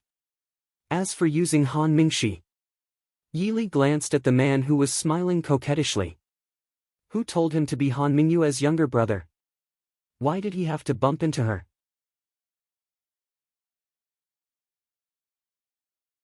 Chapter 171. Seeing that Yi Li no longer objected, Han Mingxi was very happy. He happily planned their itinerary. Junwei, I've been to Nanjiang several times. We can go to Tsang Mountain first, then go west along Qingming River. We can see the Phoenix Flowers and Nanjiang's Lantern Festival, then go to Nanzhao's capital. What do you think? Yi Li looked at him coldly. I thought that Brother Han knew that we were in a hurry to leave. According to your itinerary, can we reach Nanzhao's capital at the end of May? Han Mingxi immediately withered and said unhappily, In that case, let's go to Nanzhao's capital first. We'll go to the Lantern Festival after Junwei is done. Looking at the pitiful Han Mingxi, Yi Li felt the veins on her forehead jump with joy. She angrily drove him out. And San stood on the side and looked at Yi Li with a worried expression. Yi Li raised her eyebrows and said, What do you want to say? And San frowned and said, Gongzi Han. They didn't know Han Mingxi, but Han Mingyue, as a shadow guard, could become a prince or Wang Fei. They all knew about him. He was a very difficult person to deal with. Since Han Mingxi was Han Mingyue's younger brother, he probably wasn't a good person. More importantly, Han Mingxi's reputation wasn't very good. If Wang Fei stayed with him for a long time, thinking of the consequences, and San couldn't help but tremble. Yi Li said helplessly, "There are advantages and disadvantages to bringing Han Mingxi, but since he has already followed, it won't be easy for us to get rid of him." The Tianyi Pavilion's intelligence network was all over the world. More importantly, there was a kind of person who didn't want to leave. The more you wanted to get rid of him, the more he wanted to pester you. Han Mingxi was obviously this kind of person. Waving her hand, Yi Li said, "Don't worry, let's not think about other things now. Let's go to Nanjiang and find Dage first. An heir should have found Big Brother by now, right?" And San nodded. "An heir is very good at finding people. He walked faster than us and should have already found young Master Su." Yi Li nodded and said, "Then take Han Mingxi with you. After entering Nanjiang, pay attention to the clues an heir left behind. Let's meet up with Big Brother first." "Yes." When she went downstairs after packing her things in the morning, she saw Han Mingxi sitting in the most conspicuous position in the hall with a coquettish smile. Yi Li's head started to throb unconsciously. Han Mingxi didn't seem to feel the anger in Yi Li's eyes at all. He waved to her cheerfully. "Junwei, come and have breakfast." Yi Li walked over and looked at the sumptuous breakfast on the table. She raised her eyebrows and smiled. Brother Han's breakfast is truly exceptionally sumptuous. Han Mingxi waved his hand, not caring that everyone's eyes were on him. He smiled and said, "Junwei, you should eat more. When we enter Nanjiang, it won't be so easy to eat such a sumptuous breakfast." Yi Li wasn't polite and called for An San, who came down from behind to eat together. Han Mingxi looked at the silent An San and raised his eyebrows. "I haven't asked for this brother's name yet. Junwei's bodyguard is quite skilled." Under normal circumstances, Han Mingxi was very self-aware. As the younger brother of the Tianyi Pavilion's master, his vision wasn't low. Although his Qinggong could be said to be one of the best, he was still lacking in martial arts. At least the bodyguard of this new friend should have much better martial arts than him. Yi Li looked at An San and said indifferently, "Zhuo Jing." An San raised his head to look at Yi Li with some surprise. Zhuo Jing was his real name. After becoming Wang Fei's shadow guard, he usually wouldn't use this name. He hadn't thought that Wang Fei would know. Han Mingxi smiled and said, "So it's Brother Zhuo. I'll have to trouble Brother Zhuo in the future." And San said indifferently, "I don't dare. Young Master Han is too polite." The group of three had just finished eating. And San went to pay the bill. The man who had come up to strike up a conversation yesterday came over again. Beside him was the middle-aged man who looked like a steward. "Young Master Chu, are you also planning to leave?" "This young master is the guide you invited?" Yi Li nodded slightly and didn't speak. The two clearly didn't have any intention of speaking. That man didn't feel awkward at all. He smiled and said, "Since young master's people are all here, are we leaving today? If so, we might as well go with you." Han Mingxi lazily fiddled with the breakfast on the table and said, "Why should we go with you? Isn't it better for everyone to go their own ways?" The man smiled and said, "Everyone is going to Nanjiang together. It's safer to take care of each other along the way, isn't it? As far as I know, once we leave Shattered Snow Pass, it seems to be the territory of the Luo Yi tribe. Yesterday, the two of you." Yi Li raised her eyes and looked at the man in confusion. "Since you know that we have offended the young master of the Luo Yi tribe, why do you still insist on going with us?" The man curled his lips and said, "So what if it's the Luo Yi tribe? Although the people of Nanzhao are good at poison, we are not afraid of them." Yi Li secretly nodded in her heart. "You have the famous sickly scholar by your side. Of course you don't need to be afraid of the poison of Nanjiang." She thought for a moment and nodded, "If that's the case, then I'll have to trouble you. I haven't asked for your name." The man laughed heartily and said, "This one is Zheng Kuei. I was originally an escort. Now I'm a guard to make a living. This is my steward. That's my master. And that one." The man who called himself Zheng Kuei looked at the sickly scholar leaning against the wall with his eyes closed and said, "I heard that he's an expert that my master spent a lot of money to invite. But, I can't see how strong he is. His body is very weak." Yili nodded and said, "So that's how it is. Guard Zheng is too polite. If that's the case, let's set off now." Seeing Yili agree, Zheng Kuei was obviously very happy. He laughed and said, "This one will go and inform my master." She looked sideways at Zheng Kuei and the steward who went back to discuss with the rich merchant's master. The rich merchant's master seemed to be somewhat dissatisfied, but he still agreed. Then the four of them went back to their rooms to pack their things. Watching the four figures go upstairs, Yili faintly glanced at Han Mingxi. Han Mingxi lay on the table and looked at Yili with grievance. "Junwei, what did I do wrong?" Yili snorted softly and looked at him from the corner of her eyes. "Young Master Han, can you be any more low-key?" "Low-key?" Han Mingxi didn't understand. He asked, "I'm not some famous person. Why should I be low-key?" There were very few people who knew that he was young Master Feng Yu. Otherwise, they would have been surrounded by those self-proclaimed righteous people. Yili looked at him with a half-smile and said, "It's true that you are low-key, but you have a very high-profile face. Do you think Sickly Scholar has seen young Master Ming Yu? Do you think he knows that young Master Ming Yu is the head of the Tianyi Pavilion?" Han Mingxi blinked and looked at Yili apologetically. He said in a small voice, that, "My eldest brother is friends with the head of the Yanwang Chamber of Commerce. So, Sickly Scholar has probably seen me before. It seems that he knows that we have recognized him." "That's obviously the case," Yili said expressionlessly. Chapter 172. Why did they invite us along? Han Mingxi asked in a low voice, "If it's because of my identity, he should have greeted me directly. After all, my big brother has a good relationship with the Yanwang Chamber's Chamber of Commerce." Yili shook her head and said, "It shouldn't be. Before you came, they invited me once, but I refused." Han Mingxi rubbed his chin and said, "Sickly Scholar's purpose in coming to Nanjiang must not be simple. But why did he come with that rich merchant?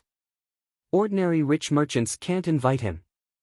As for the medicinal herbs business, people who do medicinal herbs business won't personally come to Nanjiang in March or April. Dechu State and Nanjiang had a lot of exchanges because of Nanjiang's rare medicinal herbs. But looking at Yonglin City's desolate appearance, it was clear that it was not the time to do medicinal herbs business." Yili held her forehead and said, "Do you think that someone who dares to be with Sickly Scholar is an ordinary rich merchant?" Han Mingxi raised his eyebrows. "Is there a problem?" Yili was silent for a moment. "I can't see it for now. But since they were shaken, they must figure out whether it was a coincidence or deliberate." The group quickly met at the entrance of the inn, then they left the city and went to Shattered Snow Pass. What surprised Yili was that the rich merchant looked like he had a big belly, but his horsemanship was actually pretty good.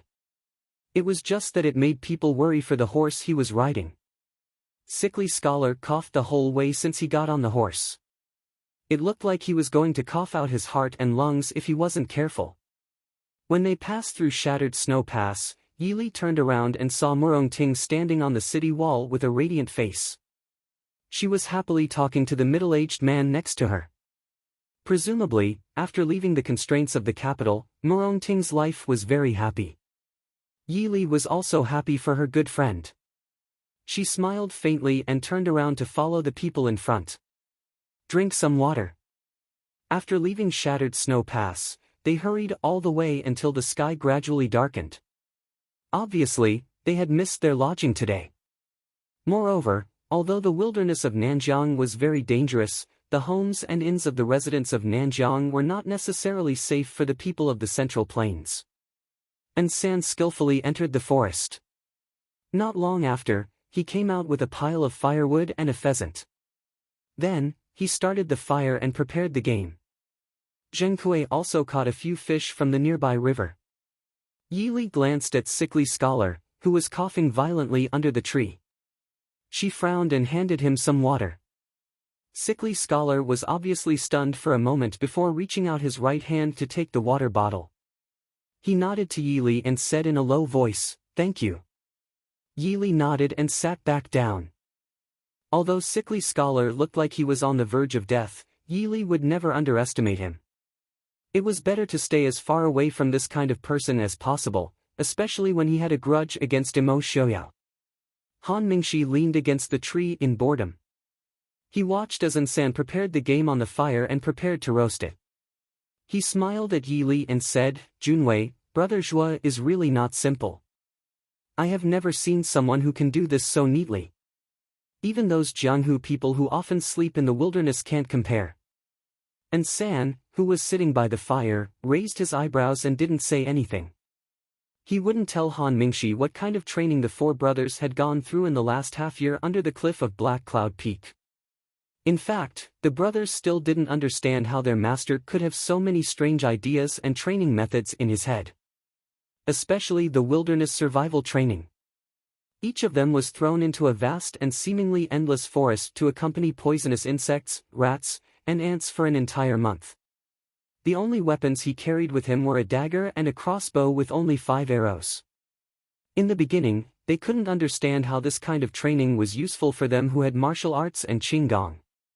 But after a month, an heir, who was the first to come out of the forest with tattered clothes, defeated an E and C, and himself. Originally, the four of them were basically evenly matched.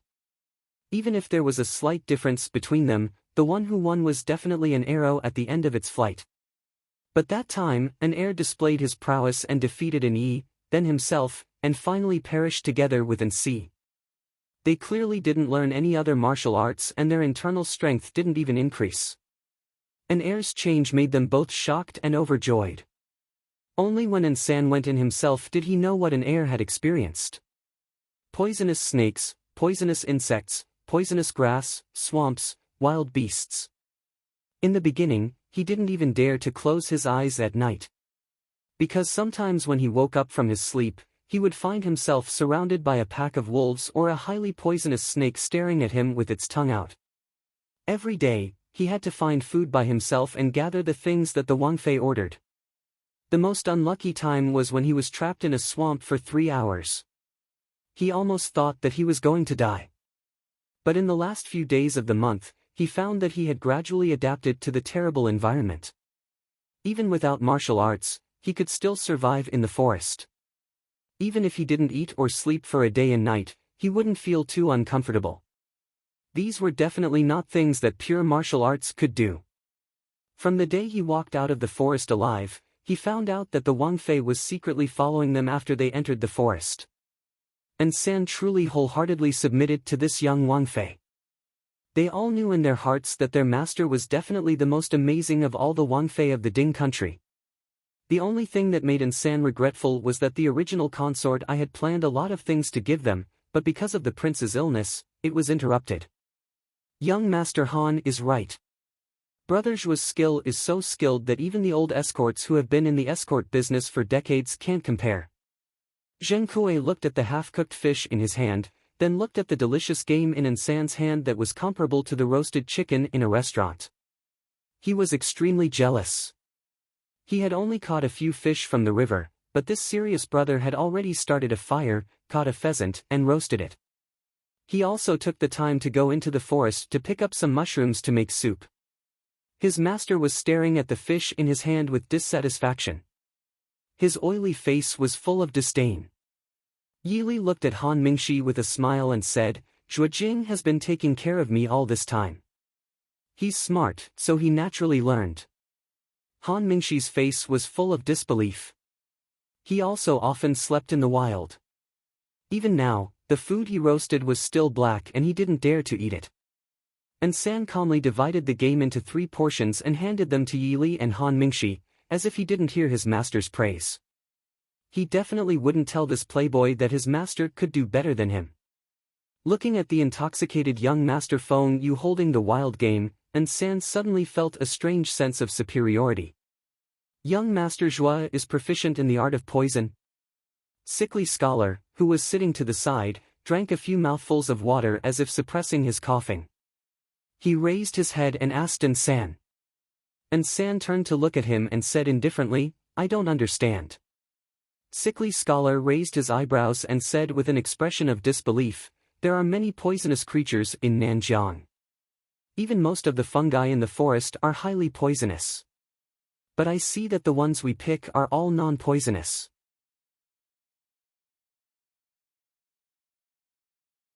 Chapter 173.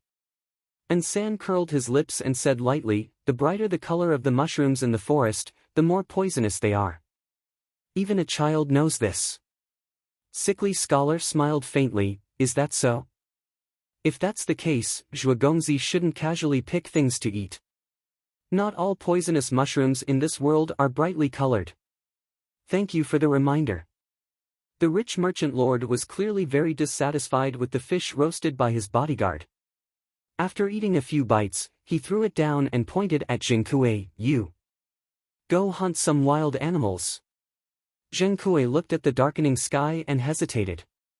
The reason why they chose to camp outside the forest was because it wasn't safe in the forest at night.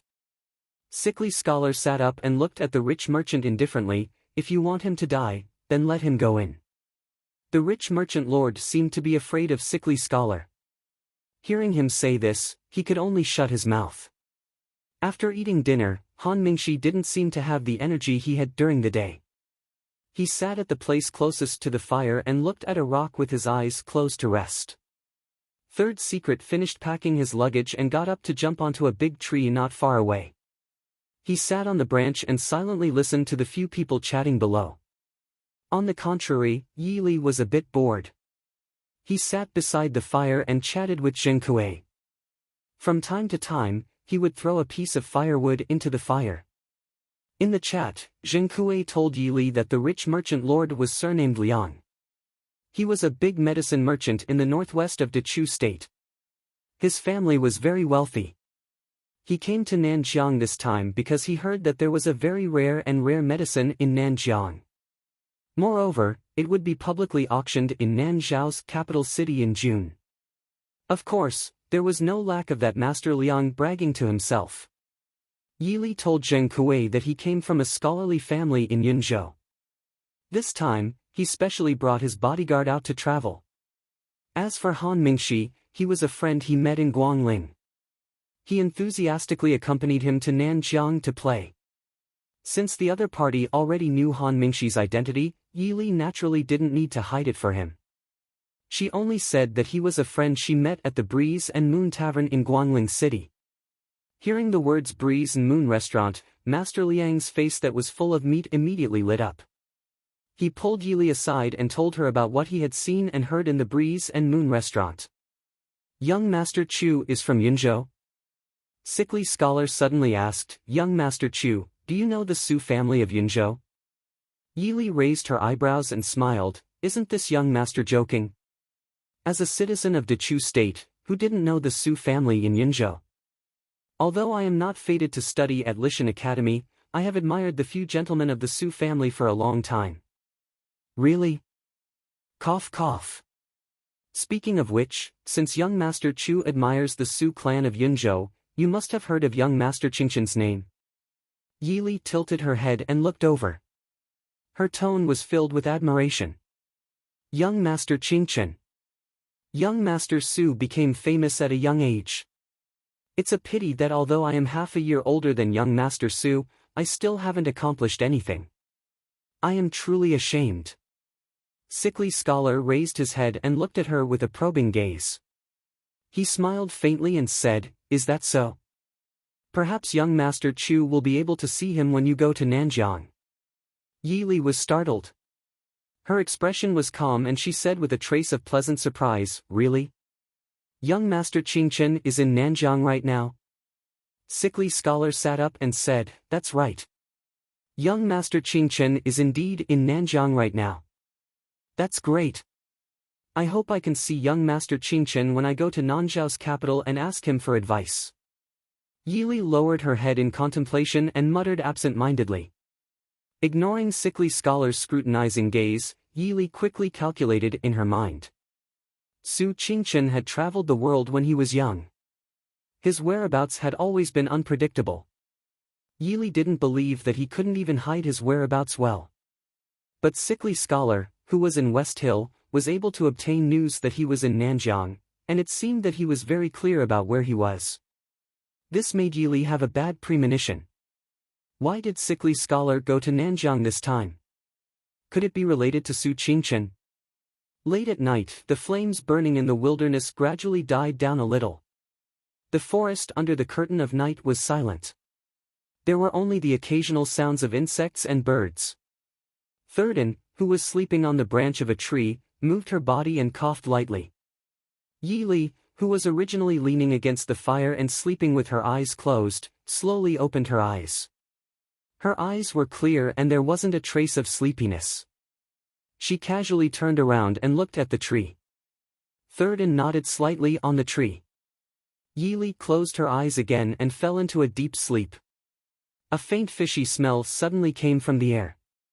It was accompanied by some kind of strange rustling sound. There was also a faint song that couldn't be heard clearly.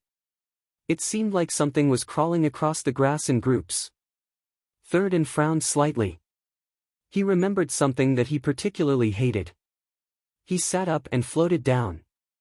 Thurston had just landed when sickly scholar, who was still sleeping, immediately opened his eyes. Seeing Thurston frown in doubt, Thurston didn't look at him. He walked to Yili's side and said in a low voice, "Young master, there's movement." At the same time that Yili opened her eyes, Han Mingxi and Zheng Kui also sat up at the same time. Han Mingxi lazily yawned and asked, "What's wrong?" Thurston said indifferently, "Something is coming." "Something? What thing?" Thurston said in a low voice, "I guess, it's a snake." "Snake. Snake." Yili and sickly scholar said in unison. Sickly scholar glanced at Yili. Yili stood up and said, "I smell snakes. Many snakes." Han Mingxi understood and said, "I forgot that Junwei is good at making spices. Naturally, he is more sensitive to smells." Zheng Kui said anxiously, "Let's not talk about this now. What should we do?" Han Mingxi didn't care and said, "What's there to do? Let's go." Young Master Feng Yu's Qinggong was unparalleled. No matter where they were, they wouldn't have to worry about not being able to leave. Thurston frowned and said, "I'm afraid we can't leave. Listen, there are sounds coming from all directions." Other than Master Liang and the housekeeper, everyone else here was skilled in martial arts. Naturally, they could tell whether Thurston was telling the truth or not. Han Mingxi snorted and quickly flew up a branch.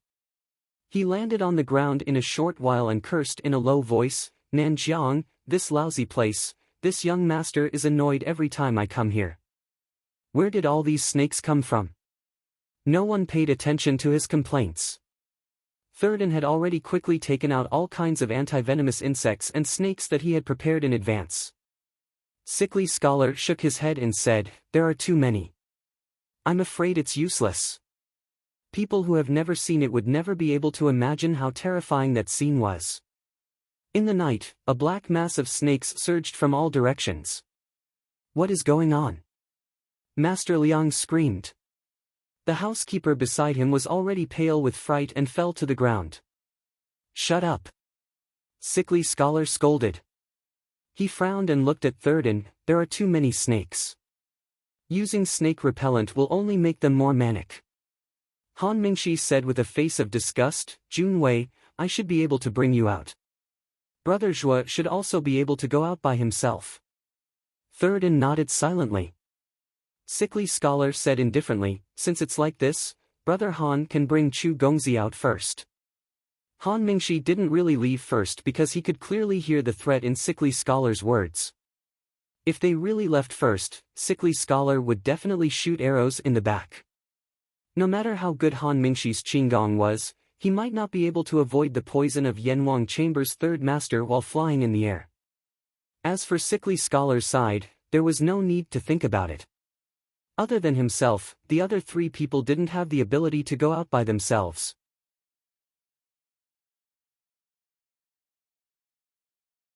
Chapter 174. Seeing that the snakes had already surrounded them, Yili frowned and said, "You still have the mood to quarrel at this time? Or do you plan to stay here and feed the snakes?" After the snakes surrounded them, they didn't immediately pounce on them. Soon, they saw a few men dressed in black walking over from several directions. They were playing a piccolo and standing far behind the snakes. These snakes obviously didn't gather here for no reason. They were controlled by someone. Zhengkue cursed in a low voice and scolded, "These are the southern border's snake tamers." Yili and Third Secret glanced at each other. If the snakes really pounced on them, they would probably be able to escape at the first moment. However, that fat and rich master probably wouldn't be able to escape. A group of snake tamers turned around and opened up a path. Then, a somewhat familiar figure swaggered over and smiled maliciously at Yili and the others. "Hee, this young master said that one day you will fall into this young master's hands. It's only been a day. How about it?" Han Mingshi raised his eyebrows and smiled, "Isn't this the fool who called himself the Luoi tribe's young master?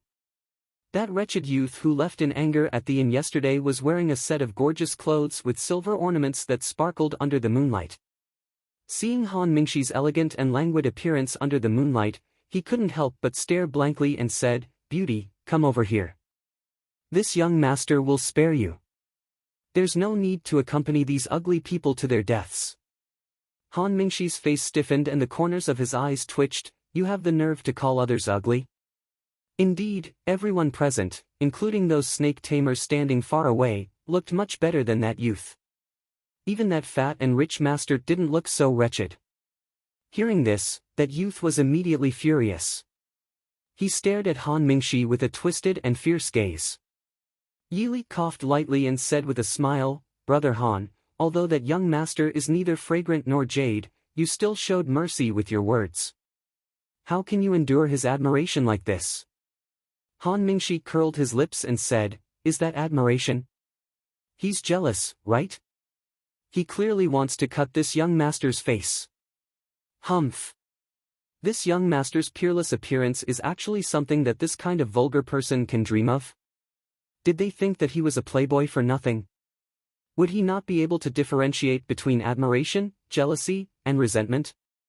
Not bad." The young man chuckled and said, "When I catch you, I'll skin you alive. Hee. This young master wants your face, so you better come over obediently and don't let this young master's babies ruin your face." Everyone fell silent. After a long while, Han Mingshi touched his face lovingly and asked, "Don't tell me you want to put my face on yours?" The young man smiled proudly and said, "That's right." This young master thought for a long time before coming up with this idea. "It's a pity that I haven't been able to find a suitable face. Originally, I thought that pretty boy was not bad, but now, this young master feels that your face is better." Under the moonlight, Han Mingshi's handsome face suddenly became somewhat ferocious. Coveting Sir Feng Yu's face was unforgivable. The size doesn't match, right?" Yili frowned and looked at the young man's short and thin face, then looked at Han Mingshi's perfect face shape. Han Mingshi's face was at least a third bigger than that young man's. "Junwei." Han Mingshi's brows twitched as he glared at Yili with resentment. The young man was obviously provoked by Yili's words as well. He roared in anger, "This young master doesn't need you to care. This young master is going to make all of you into human skin masks. Capture all of them, and I want all of them alive. No, it's fine if that fatty is dead." The snake tamers' faces all showed signs of danger. It was easy to kill this group of people. All they had to do was release the snakes to bite them. The hundreds and thousands of snakes would definitely bite them. However, it wasn't that easy to capture them alive. These people weren't weak people. Although the snake tamers were hesitant, they could not ignore their master's orders. They could only play their flutes again to control the snakes. Boom boom. A few flames suddenly sprang up. Amidst the rapid sound of the flute, the snakes did not swarm forward. Instead, they stopped about 40 to 50 feet away from them and hesitated. While Yi Li and Han Mingxi were talking to the Luoyi tribe's young master, and San had secretly scattered all the snake repellent they had brought all around them. Seeing the snakes continuously being controlled, the snake tamers' flutes became even more rapid and sharp. The snakes also became more restless. Yi Li raised her brows and looked at Han Mingxi. "Brother Han Mingxi, do you know how to play the flute?" Han Mingxi smiled helplessly. "I don't know how to control snakes." Yi Li was not here. "You don't need to know how to play the flute. It's best if you use your internal energy. Go over there and play." She pointed at the forest behind her. "It's best if you can move around." Although he did not understand Yi Li's meaning, Han Mingxi did not care. He shrugged and said, "All right, I'll listen to Junwei." Taking out the flute that he carried with him, Han Mingxi jumped onto the treetop and played the flute. The flute that contained internal energy was not very comfortable to listen to. At least for Yi Li, who did not have deep internal energy, it was not very comfortable. Han Mingxi stood on the treetop and played the flute while changing his position. It was completely like he was walking on flat ground. Seeing this, Yi Li could not help but feel envious. Gradually, the snake tamers were alarmed to find that the snakes did not seem to listen to their commands. Especially the snakes at the front, some even began to crawl back. They hurriedly played the flute, but these snake tamers were not proficient in martial arts. Their internal energy was also mediocre. In terms of sound, they could not compare to Han Mingxi. Han Mingxi's flute sound gradually suppressed the rapid and ear-piercing sound of the flute. On the side, Sickly Scholar seemed to understand something. He also flew over and jumped onto a branch. He casually plucked a leaf and placed it at the edge of the village to play the flute. The snakes seemed to finally be unable to bear it. The snakes around Yi Li and the others began to retreat. Some scattered, but no snakes approached Yi Li and the others. "What's going on?" the young man cried out in alarm. Several snake tamers' faces began to turn pale. They retreated one after another, but they did not dare to stop playing the flute in their hands. However, more and more snakes began to slowly scatter in all directions. Yi Li stood by the fire with a faint sneer. Snakes were afraid of realgar and hated snake repellents and irritating things. It was their nature to be afraid of fire. As for the so-called snake tamers, they had almost no sense of hearing. They completely relied on the fluctuations in the air to sense their surroundings. The so-called snake tamer flute sound was just to train the snakes to get used to the same kind of fluctuations. Once this kind of fluctuation was disrupted, the snakes would no longer be under control. Compared to the snake venom and fire that they hated, they clearly preferred to crawl in other places. Don't. A few snakes crawled back and quickly slithered to the young man's feet. It was clear that the young man also had quite a bit of snake repellent on him. The snakes did not go up to bite him, but he was still quite frightened. And San asked in confusion, would the people of the southern border be afraid of snakes? Yi Li shrugged and said with a smile, "Isn't there always two exceptions?" Master Liang wiped the sweat off his face as he said with a smile, "It's all thanks to young Master Chu's idea. We actually made the snakes retreat like this."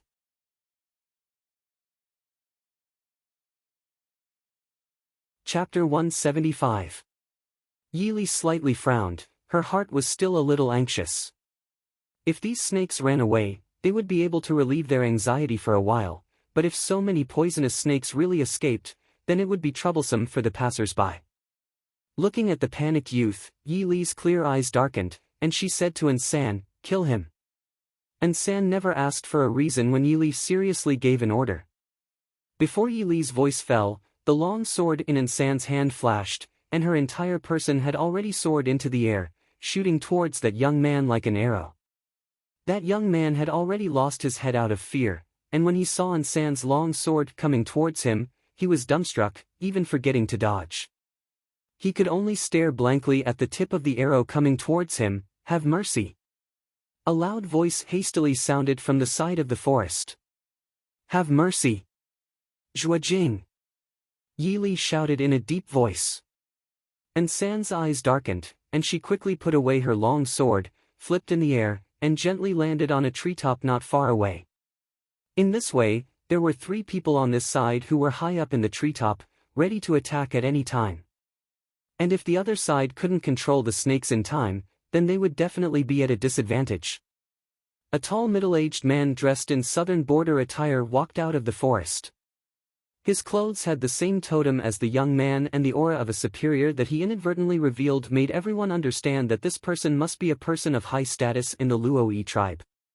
The middle-aged man quickly walked over, and the snakes that passed by all opened up a path, clearly very afraid of the aura of this person. "Friends from Dechu State, my son has been naughty and has offended you, please have mercy. My tribe will definitely entertain you as a distinguished guest."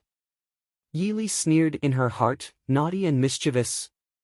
This man had been in the forest from the beginning, and only appeared when his son was in danger.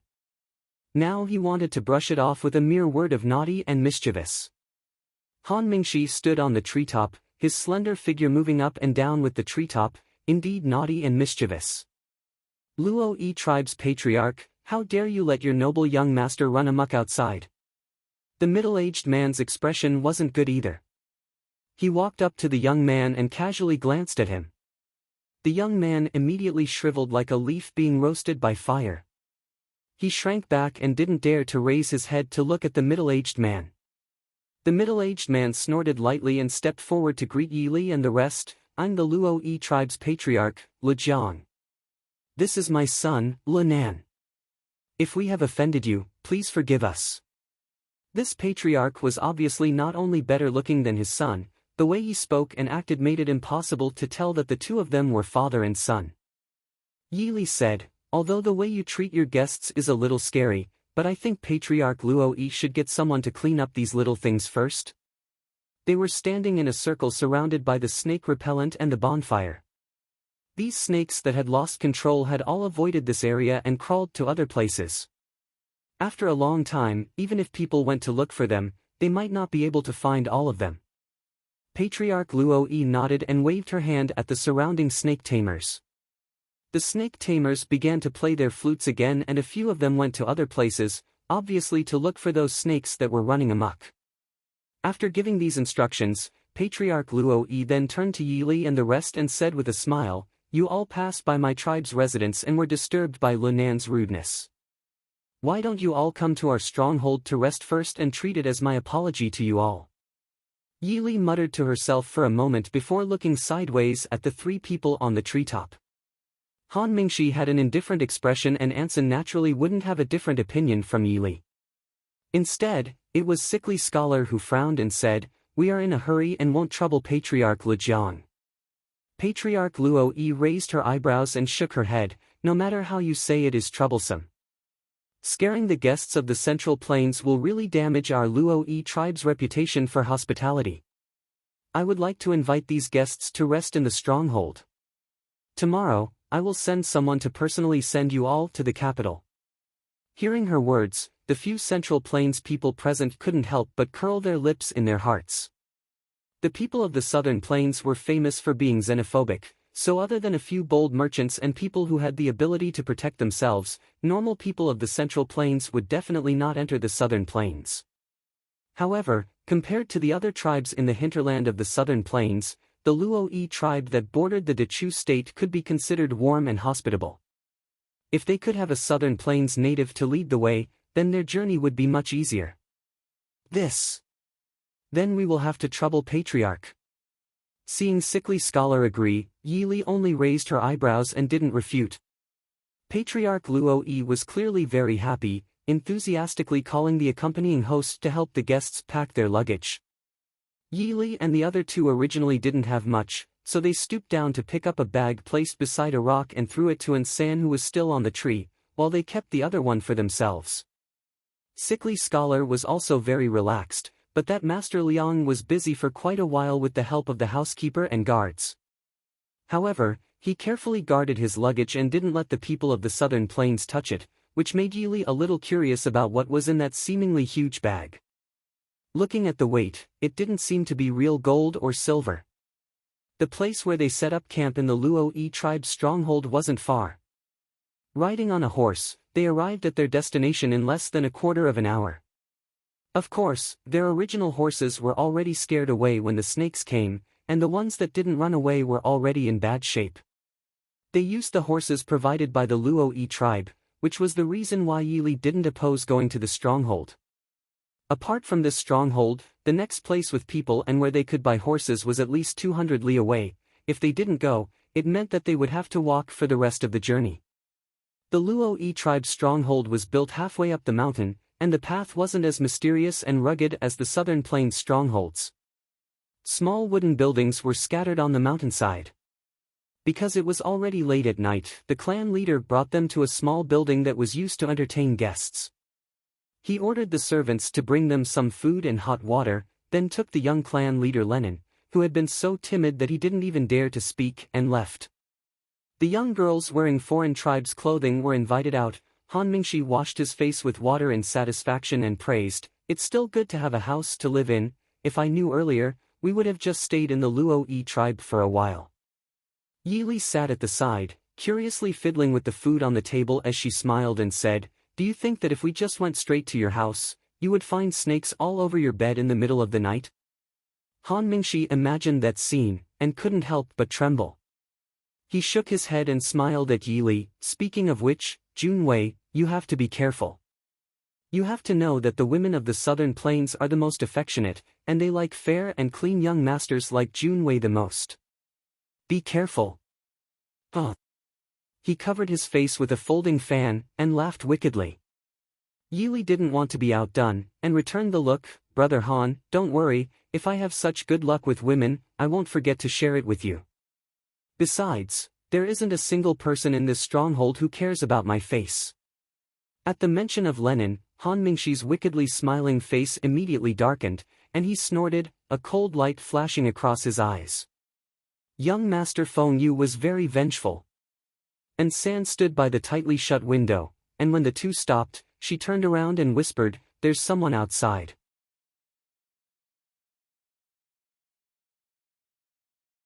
Chapter 176. Yili raised an eyebrow. She stood up and extinguished the candle on the table with a wave of her sleeve. A bit of dim moonlight spilled in from the window lattice on the wall. Although it was still dusky, it didn't affect Yili's actions. She calmly walked to Ansan's side. "It's not to monitor us." Ansan nodded and pointed to a small house next to them. "It's to monitor them, but there's also one person watching us. It should be in passing." Han Mingshi also quickly adapted to the dusky room. He whispered with a smile, "These people are really strange. Then why did they pull us in?" Yili smiled, "Since they are scheming, then it will be revealed. After being tired all night, I think we should rest first." And San nodded and pointed to the bedroom inside. "Gongzi, go in and rest. Han Gongzi and I will stay outside to keep watch." Han Mingshi wanted to refute, but he saw Yili nod and turn around without hesitation. She waved to the two and went in to rest. Blinking his eyes, Han Mingshi said with grievance, "I also want to rest. Junwei wasn't the only one who didn't sleep well in the wilderness, okay?" And San coldly glanced at him and pointed to the bamboo bed in the hall. "You can sleep there." Han Mingshi was speechless. Was that bamboo bed half as long as him? The bed inside was obviously very big. As if seeing Han Mingshi's thoughts, and San didn't change his expression and moved to the door of the room that Yili went in. He took a chair and sat down. The meaning was obvious. If Han Mingshi wanted to go in, he would have to step in front of him. Han Mingshi could only angrily shrink into the bamboo bed to rest. He was secretly regretting in his heart, "Why did I say that I would live with Junwei?" As usual, Yili woke up early in the morning. Before she even got up, she knew that she probably wouldn't be able to leave today. The dripping sound from outside indicated that it was raining heavily. Yili had already experienced the rainy weather in the south, but this rain came too suddenly. If they had slept in the wilderness last night, they would have been very unlucky now. Thinking of this, Yi suddenly felt that the Luo tribe's young master was not that hateful after all. She tidied up her clothes and went out. And San was still sitting on the chair at the door with his eyes closed, but Yi knew that he wasn't asleep. Hearing Yi's footsteps, San immediately opened her eyes and looked back at her. "Let's go in and rest for a while. I won't be able to leave in the morning," Yi said softly as she glanced at Han Mingxi, who was curled up on the bamboo couch with a frown. San hesitated for a moment, but still nodded and went in. Yi entered the living room and opened the window to admire the rain outside. "Junwei, you're so cruel. You're taking up such a big bed, but you want me to sleep on the bamboo couch." Unknowingly, Han Mingxi had opened his eyes and was lazily lying on the bamboo couch. His bewitching eyes looked sadly at Yi. Yi looked back at him and said with a smile, "You can go in and sleep with Zhuojing now." Han Mingxi raised his eyebrows and looked at her with a smile. "There's no reason why I can't sleep with Junwei. This young master likes to be clean. I like to eat alone. I always keep the good things to myself," Yi said without changing her expression. Han Mingxi mumbled a few words and sat up. Frowning, he tidied up the soft dark red clothes on his body and walked to Yi's side to look at the rain outside the window. He sighed softly. The rainy days in Nanjiang have a different style, but it rains too often and it's a bit unbearable. Before Yi had time to answer, footsteps sounded outside the door. Not long after, there was a knock on the door. Opening the door, Sickly Scholar was standing at the door holding an oil paper umbrella. After half a night of rest, his complexion didn't become better, but looked even more sallow. His empty hand was raised to cover his mouth, and from time to time, there were a few muffled coughs. "Young Master Han, young Master Chu, did I disturb you?" Yi smiled faintly. "It's fine. Young Master, please come in." Sickly Scholar stepped into the room and looked around. His gaze fell on the door of the inner room. Yi smiled faintly. "Zhuojing is still resting. Young Master, please sit down." Young Master came early in the morning too. Sickly Scholar sat on the side and coughed softly before saying, "I didn't expect to meet young Master Han on this trip to Nanjiang." "Young Master Han, cough, you should know me, right?" Han Mingxi did not expect him to go straight to the point. He was stunned for a moment before he smiled and said, "That's right. The reputation of the third master of the Shilin King of Hell's Pavilion has been known for a long time." From the way he addressed Sickly Scholar and addressed himself, it was clear that Han Mingxi didn't want to provoke this person, and was extremely afraid of him. Sickly Scholar smiled faintly. "Don't be so polite. The Yanwang Chamber Master and your brother are close friends, and I also have some friendship with your brother. But, this young master looks very unfamiliar." Yi thought for a moment, then smiled faintly and said, "I'm not a person of Jianghu, so I'm a little ignorant." "Young master, please don't laugh at me. I don't know you, and you don't know me, so we're even." Sickly Scholar stared at Yi, as if he was evaluating something. Han Mingxi didn't want him to keep staring at Yi, so he interrupted with a smile, "I heard from my brother that young master doesn't like to go out in the past few years. May I know what business you have in Nanjiang? Is there anything the Tianyi Pavilion can help you with?" Sickly Scholar was slightly stunned, then shook his head and smiled, "It's just some personal business. There's no need to trouble young Master Han." Since he didn't want to talk about it, Han Mingxi naturally wouldn't ask again. In fact, he wanted to stay as far away from him as possible. Why didn't Imo Xiaoyao kill this plague back then? Han Mingxi cursed in his heart with a smile on his face. Sickly Scholar obviously didn't want to waste time on his personal business. He looked at Yi and Han Mingxi and said with a smile, "What did the two of you think of this stronghold?" Han Mingxi frowned. "I've been to Nanjiang 2 or 3 times, but I didn't notice that the Luo tribe's stronghold was so close. What does young Master Chu think?" Sickly Scholar looked at Yi and asked. Yi frowned. "The Luo tribe is said to be one of the largest tribes in Nanjiang. However, I don't think there are more than 100 people in this stronghold. I heard that the tribes in Nanjiang are usually very secretive, But why would this Luo tribe's stronghold be built on the side of the road? Han Mingxi raised his eyebrows and looked at Yi Li with a smile, so Junwei saw through it last night. Since there are so many of them, why come here? Yi Li raised her eyebrows. Do we have a choice? We don't have any flattery, and there are poisonous snakes everywhere. The other party originally wanted to invite us to be guests. Being invited politely is much better than being tied up and thrown in like a dumpling. However, I'm curious as to what the other party wants to do by putting up such a formation. This one, other than offending the young tribe leader in Yonglin City, there doesn't seem to be anything that can make the other party go through so much trouble. After saying that, Yi Li's gaze fell on Sickly Scholar. Sickly Scholar sighed and said, "Young Master Chu is so young, but it's rare for him to be quick-witted." "That's right, they are coming for us." Yi Li raised her eyebrows. "I'd like to hear the details.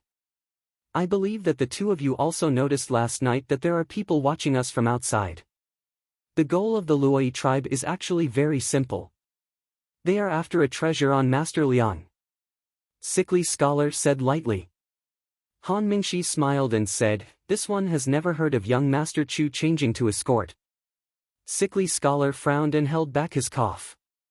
He looked at Han Mingxi and smiled indifferently. "That's right, I really didn't follow to protect Master Liang."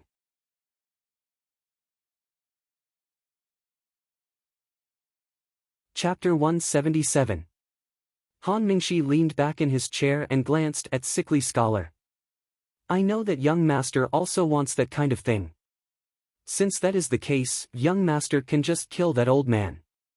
Why go through the trouble of sending him to Nanjiang?" The Sickly Scholar looked at Han Mingxi, and a trace of viciousness flashed across his originally delicate and smiling face. His entire person suddenly became even more sinister and gloomy, completely different from the sickly and weak scholar from before. "That's right, I can kill that guy. But it is a pity, he is not an idiot.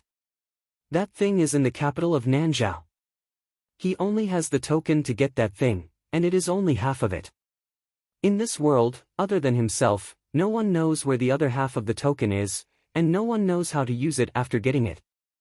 Anger flashed through Sickly Scholar's eyes. It was clear that he was very angry at Master Liang's cunning. Han Mingxi raised an eyebrow and said with a smile, "Perhaps you can consider torture." Sickly Scholar snorted coldly. "Does young Master Han really not know who he is?" Han Mingxi shrugged indifferently. Seeing Yi Li turn to look at him, he smiled and said, "I know. Other than the four wealthiest families in the Dechu state, the fifth family, the Liang family of the Northwest, is even richer than my big brother. Also, if my big brother loves money as much as his life, then this Master Liang is more important to money than his life. I heard that a bandit once kidnapped his favorite concubine and demanded 20,000 taels as ransom.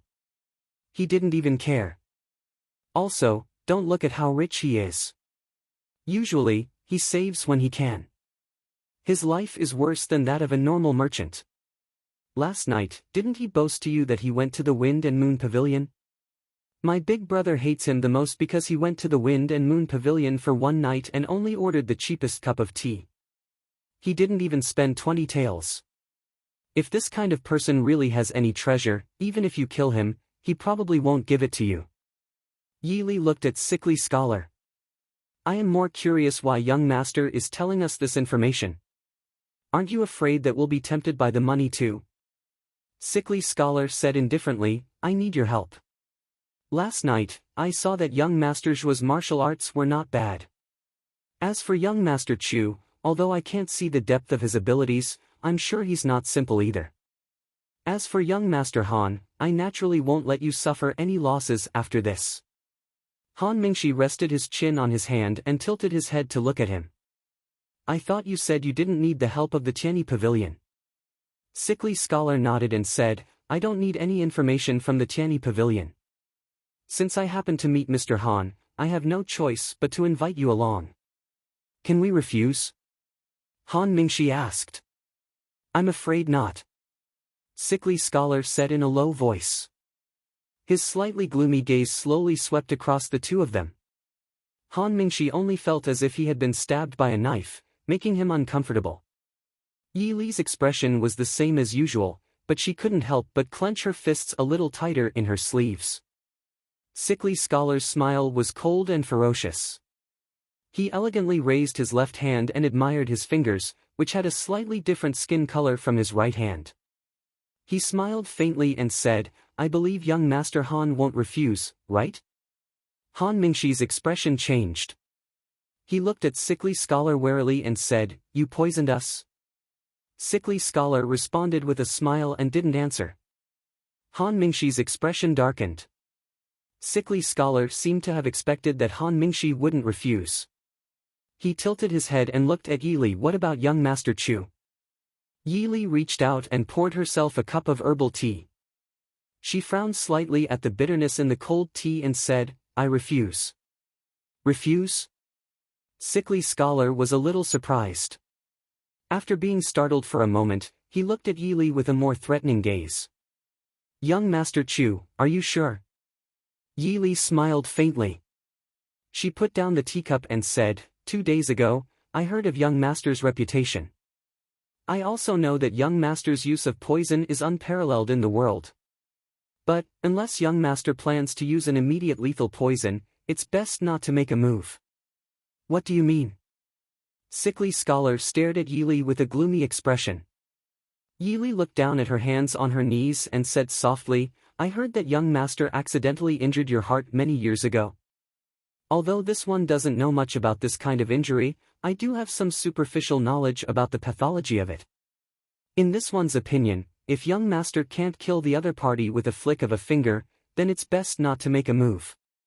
Because young Master's heart may not be able to withstand a long period of violent shock, right?" The killing intent in Sickly Scholar's eyes almost solidified in an instant. He gritted his teeth and said, "Are you sure I can't kill you?" Yi Li smiled, "Young Master, you can try." Sickly Scholar naturally wouldn't try. This Chu Junwei in front of him hadn't made a move the entire time and didn't seem to have profound internal strength. But his intuition told him that this indifferent youth wasn't simple. Not to mention that there was Han Mingxi eyeing him like a tiger watching its prey.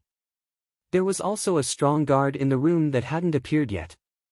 Han Mingxi was sitting in a chair outside. He propped up half of his handsome face and looked at the gloomy Sickly Scholar. Then he looked at the calmly smiling Yi Li and blinked. He seemed to have heard an incredible secret. Young Master Chu really isn't an ordinary person. But it's too late for you to regret now. Sickly Scholar said with a cold smile. What do you mean? Han Mingxi narrowed his eyes and asked. Sickly Scholar said, after I left the little building, I guessed that the person surnamed Liang was no longer in the little building. You did it on purpose? Han Mingxi said. Sickly Scholar nodded and said, yes, the person surnamed Liang came to Nanjiang to find the Luoi tribe. Last night, they didn't come to make trouble for us, but to receive him. Han Mingxi frowned and said, so what? Sickly Scholar snorted softly, what? He has already reached his destination. The people who know his whereabouts will naturally be silenced. If they didn't invite us all here, if one escaped, wouldn't all their previous efforts have been wasted? The day before yesterday, when Jinkue came over to chat with us and invite us to travel together, it was your idea? Yi Li looked at Sickly Scholar and asked calmly. Yes, Jinkue thought that he was just escorting the person surnamed Liang to Nanzhao to do business. I told him that the two of you have extraordinary skills. If you travel together, you can take care of each other on the way.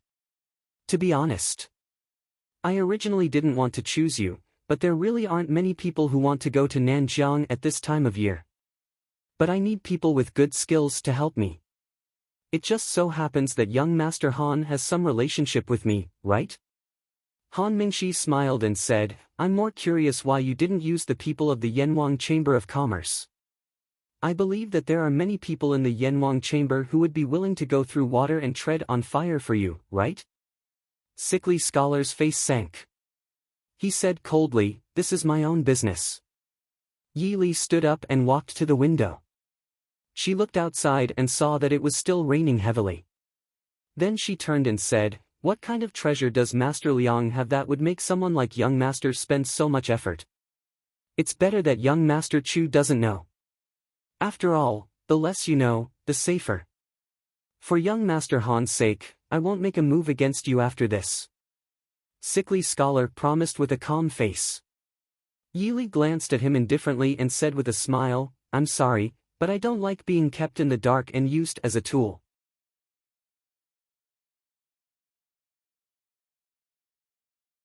Chapter 178.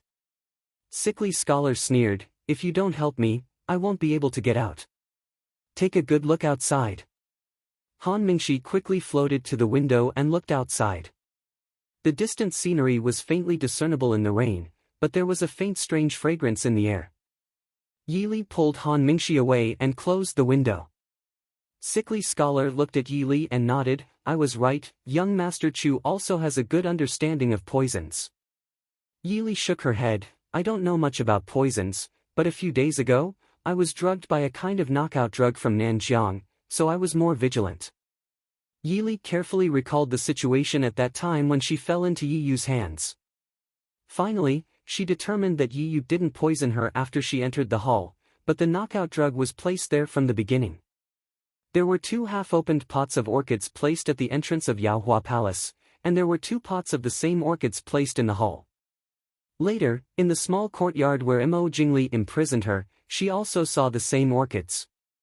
Of course, maybe they weren't orchids, but just looked like them. Sickly Scholar said, our path up the mountain has been cut off, and the flowers on the hillside outside. Young Master Han, it doesn't matter if you smell it now, it's not a big deal. This poisonous flower is only effective during the day, and it's sunny. But once the rain stops, the fragrance of the flowers will become highly toxic, making it difficult for people to move. Han Mingshi looked at him and said, do you have an antidote? Sickly Scholar proudly said, it's just a small poison, what's so difficult about it? Han Mingshi went back to his seat and sat down, so, unless we are willing to help you, you won't give us the antidote? Why don't we go down the mountain before the rain stops? Sickly Scholar laughed and said, people who practice martial arts naturally don't have to worry about whether there's a path to walk on or off the mountain. You can go out and give it a try. It's the same as luring the people and the poisonous insects away. Han Mingshi recalled the densely packed group of snakes last night and felt goosebumps all over his body. He quickly rubbed his arms and looked at Yi Li. Yi Li stood with her hands behind her back and said indifferently, then I can assume that young master not only has the antidote to deal with those poisonous flowers and plants, but also has a way to deal with poisonous snakes and insects. And all we have to do is deal with those people, right? Sickly Scholar nodded in a good mood. Not bad. Her unhappiness from being poked in her weak spot finally dissipated a little.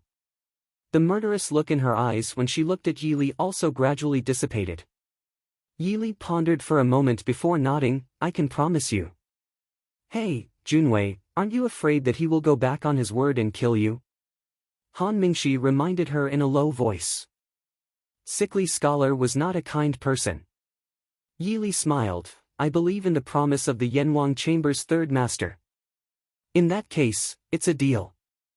Hey, does that guy have such a thing as credibility? After more than an hour, the rain finally stopped. The rain in Nanjiang came quickly and the sky cleared quickly. Not long after the rain stopped, the warm sunlight sprinkled over the earth. The ground that had just been washed by the rain emitted a fresh smell of soil. If it wasn't for the pervasive fragrance, it would be even more wonderful. As soon as the rain stopped, and San came out from inside. She glanced at the 3 people in the hall, 2 sitting and 1 standing. She didn't look surprised that there was an extra person. Yili pointed to the dry food on the table and said, let's fill our stomachs first. I don't think Master will bring us breakfast today. And San nodded and sat down. Under the gazes of the 3 people, she unhurriedly filled her stomach.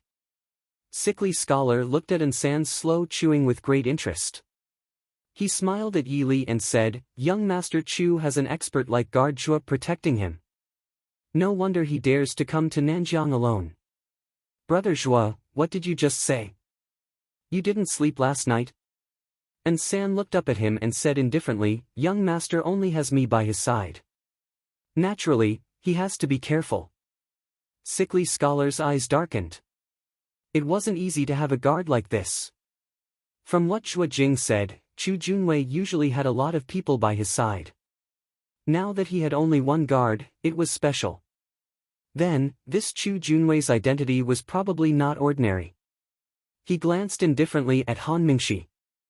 Someone who could be friends with the younger brother of the Tianyi Pavilion's master was naturally not an ordinary person. Sensing Sickly Scholar's probing gaze, Han Mingxi smiled innocently at him. "Don't ask him." He also didn't know Chu Junwei's identity. The four of them tidied up and left the small building. The sunlight outside was just right. The fragrance of flowers in the air was getting stronger. However, with the antidote provided by Sickly Scholar, it didn't have any effect on the four of them. When they returned to the small building next door, Master Liang, the steward, and the guard called Zheng Kuei were indeed gone. Han Mingxi looked at Sickly Scholar with schadenfreude. "It seems they've been gone for at least 2 hours. How are you going to find them now?" As long as they had someone familiar with the terrain leading the way, 2 hours was enough for them to escape far away, even if it was raining. Sickly Scholar's lips curved into a cold smile. He said indifferently, "As long as they're still in Nanjiang, they won't be able to escape from my grasp. Besides, why do you think they're waiting for us here? The place they're going to is definitely less than 20 li away from here." Sickly Scholar leisurely took out a small box from his pocket. He opened it and a small green moth flew out. The moth flapped its wings twice. It stopped for a moment on a small porcelain bottle in Sickly Scholar's hand. It then flew up again and flew into the depths of the village. "Let's go," Sickly Scholar said to the three of them. He was satisfied with the small medicine bottle. The three of them followed behind the little moth. The entire village was empty. It was too dark last night and no one noticed. In this village, other than the 2 small buildings they lived in, the other buildings were very simple. It didn't look like a village where the common people gathered. It looked more like a temporary stronghold. The moth flew all the way into the depths of the mountain. Along the way, countless venomous snakes and insects were killed or injured by the Sickly Scholar's overbearing poison. Without anyone deliberately controlling them, these snakes and insects also knew how to avoid harm and seek benefits, so they didn't attack them in groups. After walking for more than an hour, the moth stopped at the edge of a cliff. It lingered around Sickly Scholar and didn't want to go forward. Could it be that Gongzi's moth led us the wrong way? Han Mingxi laughed. Sickly Scholar looked at him faintly. He put the little moth back into the box and said to Han Mingxi, "Go down." "Go down?" Han Mingxi was startled. He quickly reacted and said with a face of disbelief, "You're asking me to go down? Do you know where this is? This is Nanjiang. Who knows how deep it is? Who knows if there are poisonous snakes or monsters? You want me to go down?" Sickly Scholar said, "Your Qinggong is the best. How about you let Chu Gongzi go down first?" Han Mingxi's handsome face was pale as he looked at Sickly Scholar carelessly touching his left hand. He then looked at Yi Li and San who were standing to the side. Although they hadn't known each other for long, Han Mingxi still knew that Junwei's Qinggong wasn't that good. If something happened down there, it would be too late to escape. He snorted, "Go down then, just you wait. When you open up Nanjiang, this Gongzi will kill you."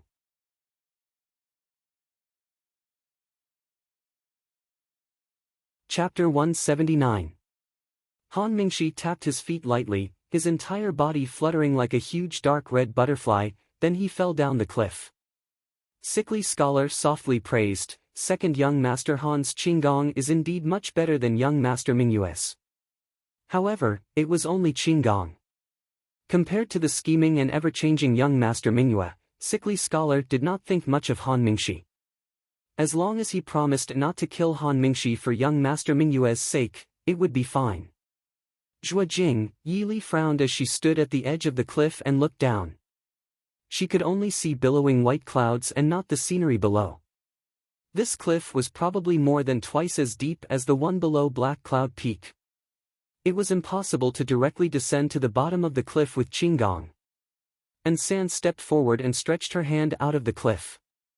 A silver thread with something attached to it quickly slid down the cliff. After a while, San slowly retracted the thread and wrapped it around her palm. She turned to Yi Li and said, "Young master, the bottom of the cliff is at least 1,000 feet and, the cliff is very smooth." Yi Li muttered to herself. 1,000 feet was close to 300 meters. Such a high cliff was actually smooth, and there was not even much vegetation. It was obviously not natural. It seemed that Sickly Scholar's moth was indeed brought to the right place. Sickly Scholar looked at Insan's movements with curiosity. Just as he was about to speak, a figure came out from the bottom of the cliff and landed on the ground in a sorry state. Before he could even catch his breath, Han Mingshi began to curse, "Sickly Scholar. Just you wait. If I die here because of you, I guarantee that the Tianyi Pavilion will hunt you down until you die." Sickly Scholar's expression did not change, as if he did not care about Han Mingshi's threat at all. He asked coldly, "What's down there?" Han Mingshi sneered, "What's there? What's there? Even if there's something, with your lousy Qinggong, can your lousy body go down? Don't expect this young master to bring you down, unless you want to fall to your death together with this young master." Seeing the Sickly Scholar frown, Han Mingshi mocked maliciously. It seemed that he had indeed encountered danger at the bottom of the cliff, which made him forget his fear of Sickly Scholar. He could only use sarcasm to calm his anger and fear. "Brother Han," Yi Li called out in a deep voice. There was no benefit in angering Sickly Scholar at this time. Han Mingshi was not an impulsive person. After being reminded by Yi Li, he quickly suppressed his anger and said, "There is a sea of flowers at the bottom of the cliff, but I guess those words are poisonous." There were many poisonous snakes in the flowers, and there were also a few skeletons. It was unknown whether they had accidentally fallen down or had been thrown down by someone. However, in the middle of the cliff, there was a large hole in the ground about 70 feet away. It seemed to be an entrance. However, he looked at Sickly Scholar with a smile that was not a smile and said, "The cliff was deliberately cleaned up by someone, so there was no place to borrow strength. I was not joking. With my Qinggong, it is impossible for me to bring a person down without falling to the bottom of the cliff full of poisonous snakes and creatures. As for the three of you, with your Qinggong, wanting to go down alone is simply a delusion." Speaking of his Qinggong, Han Mingshi was very proud. No wonder there were no guards along the way. Were they certain that we would not be able to find the way? Sickly Scholar muttered to himself. If the one who went down was not Han Mingshi with his Qinggong, they would have died. There must be another way. I do not believe that all of those people are Qinggong experts. Han Mingshi proudly said, "That is natural. Do you think that peerless Qinggong is easy to learn? However, even if there is another way, can you find it now?" None of them were experts in mechanisms, not to mention that they were in the southern Xinjiang, which they were not familiar with. More importantly, those people from the southern Xinjiang were not fools. Would they just sit there and wait for them to find the way in? "You!" Sickly Scholar frowned as he looked at Han Mingshi. Han Mingshi quickly hid behind Zhuo Jing, not even bothering to poke his head out. "Don't look for me. Even if I can get in, I will not be able to. In terms of martial arts, I am not good enough. I think that even if there is an entrance, it will not be able to use Qinggong. If I go alone, I will at most alert the enemy. What is in there that is so important?" Yi Li asked with a frown. "Do you have a way?" Sickly Scholar frowned as he looked at her. Yi Li did not answer and repeated her question. "What is the thing that young master is looking for?" Sickly Scholar snorted coldly. There were 3 people there, and he was alone. It was not realistic to want to capture Chu Junwei and threaten him. After a while, he said in a low voice, "It is a strange poison." Hearing this, the interest of the others immediately decreased by half. Han Mingshi asked curiously, "Young master is famous for his poison skills. What kind of poison in this world can tempt young master to the point of risking his life? Sickly Scholar smiled coldly, and his eyes flashed with a sinister light. A poison that can make people beg for death. Yi Li was interested in what kind of poison could make people beg for death. There were many ways to make people suffer in this world. There was no need to risk his life to find some strange poison. As for what it meant to make people beg for death, if a person really wanted it, there were many ways to do it. How could they not beg for death? They did not want to die because they still had hope and worries. However, the sinister look in Sickly Scholar's eyes made Yi Li's heart skip a beat. A vague idea appeared in her mind. Young master is a poison master. Why do you need to take the risk to find some strange poison? Yi Li said with an indifferent expression.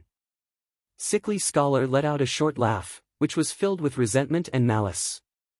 Then, he coughed violently. That's right, I do have a lot of good stuff, but it's not enough. The most painful poison in the world is in the southern border. Huh? Yi Li looked at him with wide eyes. Her voice was slightly raised with curiosity.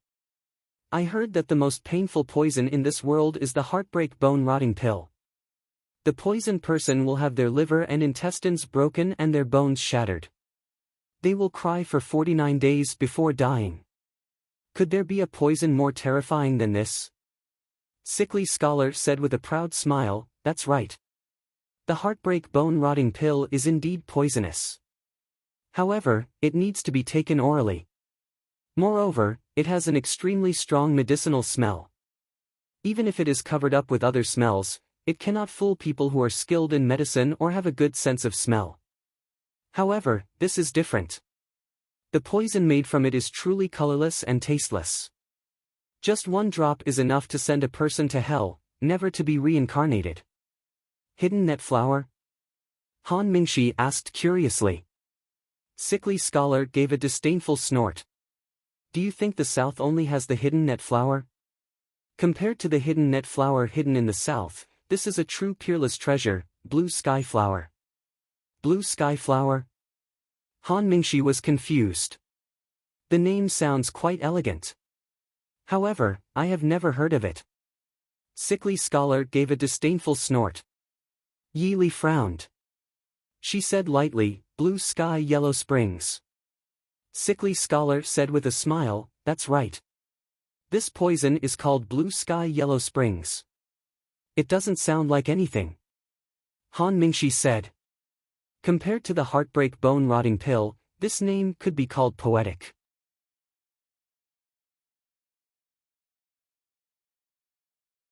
Chapter 180. Sickly Scholar laughed, it's really nothing. Once this poison touches the human body, it will immediately merge into the blood vessels in the body. Unless you draw out all the blood in your body, this poison will never be cured. Even if there is a way to change the blood, as long as there is a little bit of this poison in the blood, it will quickly spread and grow in the fresh blood. Han Mingshi was confused, why is it called blue sky underworld? Haha, one is in the sky, the other is on the earth. A person who has been poisoned by this poison will look fine on the outside, but the inside will slowly rot away. The more poison accumulates in the inside, the more beautiful the appearance will become. However, he cannot touch any human or animal. Is it contagious? Yi Li lowered her eyes and said in a low voice. No, how can it be contagious? Sickly Scholar laughed, playing with a poison that can't be controlled and spread will cause a lot of trouble. The reason why he can't touch anyone is because any warm living thing will cause him unbearable pain and increase the rate at which his internal organs fester. Therefore, he can only hide in a place isolated from the world and let himself rot. His limbs will be paralyzed first, and he might starve to death before he rots. The three people present felt a chill when they heard this, especially when they heard Sickly Scholar's sinister voice. Even though the sun was high up in the sky, it still made their hair stand on end.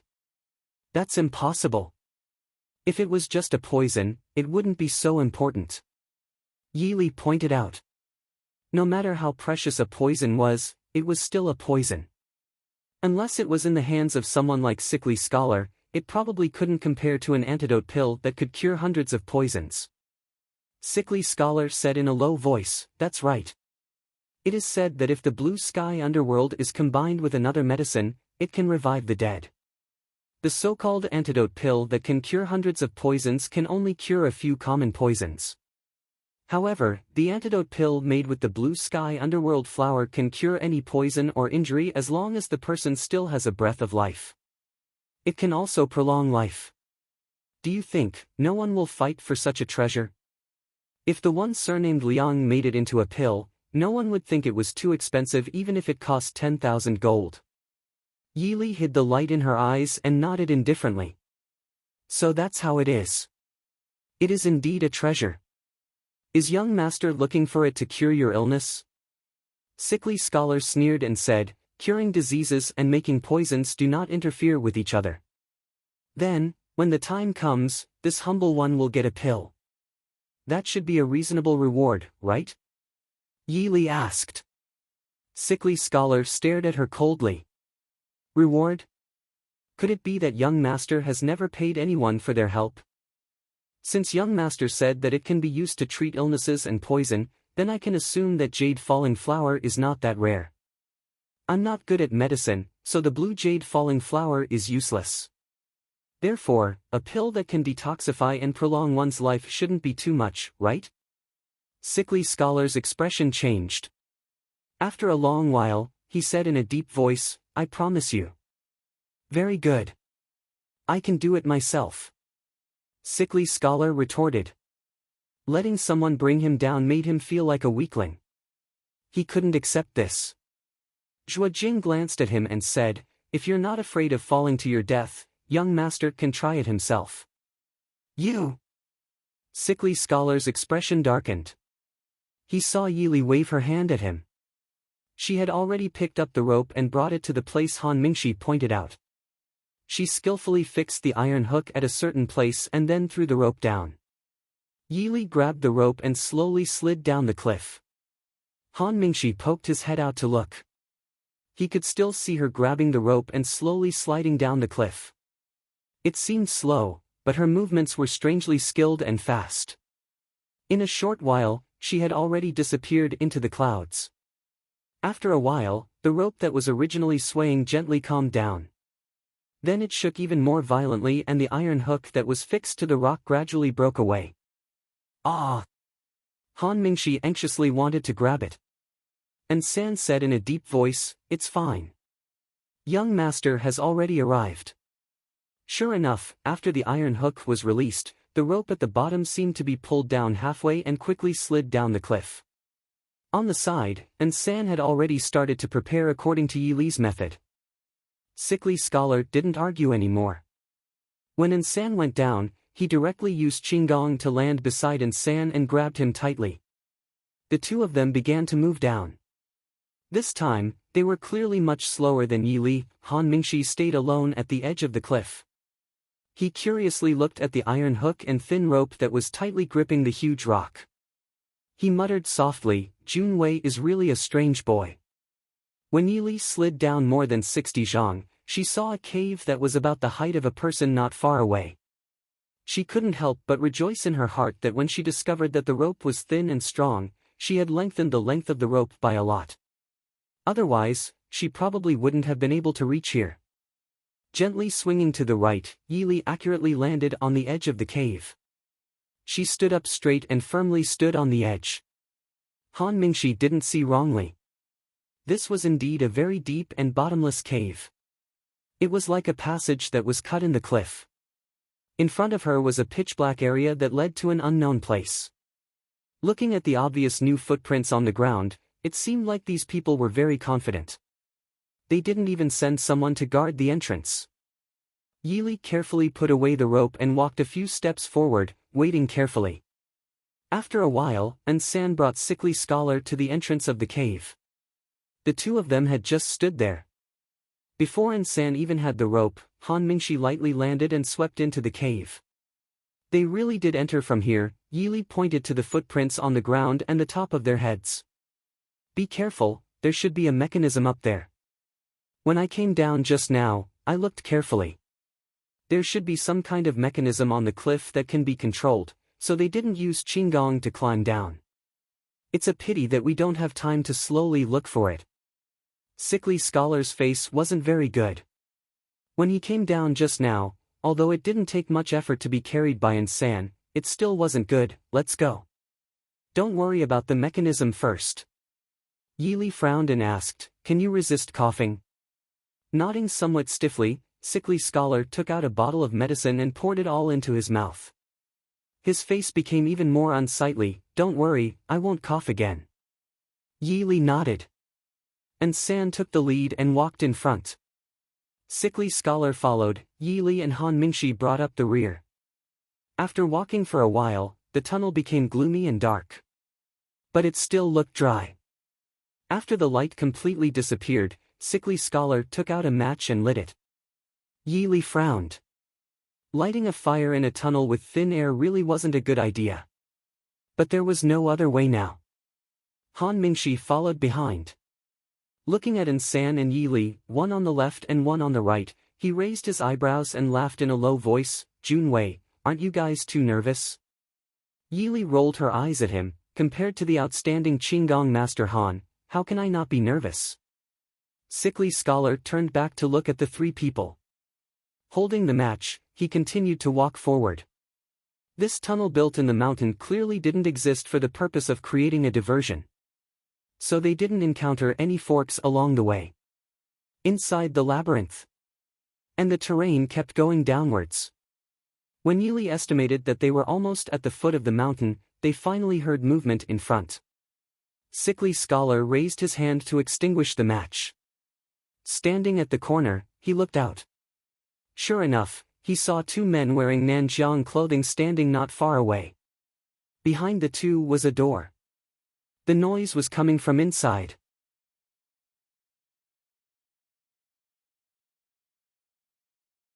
Chapter 181.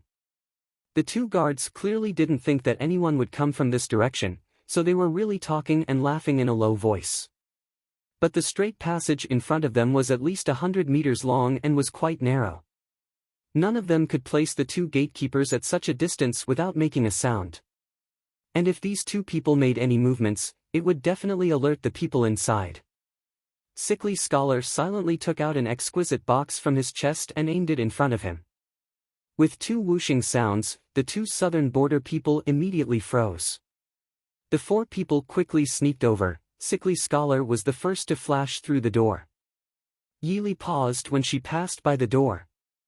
She turned her head and saw that the two people were still standing with a trace of black blood flowing out of their lips. It was clear that they were no longer breathing. Her eyes darkening, Yili also flashed through the door. The inside of the door was completely different from the darkness and coldness of the passage outside. It was hot and bright inside. Not far away, there were people coming and going, and the security became much tighter. But the four of them were all above average experts, so it wasn't difficult for them to avoid these guards. Crouching behind a barrier formed by a large rock, Han Mingxi looked outside curiously. It seemed like there was a cauldron of voices outside, and there was also the sound of iron being hammered. What are they doing? Sickly Scholar indifferently said, they are forging weapons. He pointed to the distance where there were already many finished weapons. Third Secret looked and made a hand gesture to Yili. Yili understood and nodded. The weapons these people were forging weren't weapons that people of Jianghu or martial arts liked, but conventional weapons used on the battlefield. With so many people producing weapons, it was clear that they were forging weapons for a certain army. This isn't related to us, let's go. Sickly Scholar wasn't interested in what weapons these people were forging, the only thing he was interested in right now was the falling blue sky flower. Do you know where that surnamed Liang is? Han Mingxi asked. Sickly Scholar sneered, he can't run away. Han Mingxi nodded, I remember now, you poisoned him. Where's your little moth? Sickly Scholar glanced at him coldly, got up and walked to the other side. Han Mingxi shrugged and smiled at Yili before following her. And San said in a low voice, young master, these weapons were made for a certain army in Dechu State. Yili raised her eyebrows, how do you know? And San pointed to a row of knives not far away and said, Nanjiang people are used to using short knives. West Hill people's knives have thicker bodies. As for the northern tribes, their cavalry was the strongest. They preferred long weapons or broadswords. This type of sword is commonly used by our Dechu state soldiers. Yili nodded and got up to follow Han Mingshi and Sickly Scholar. Sickly Scholar's guess wasn't wrong.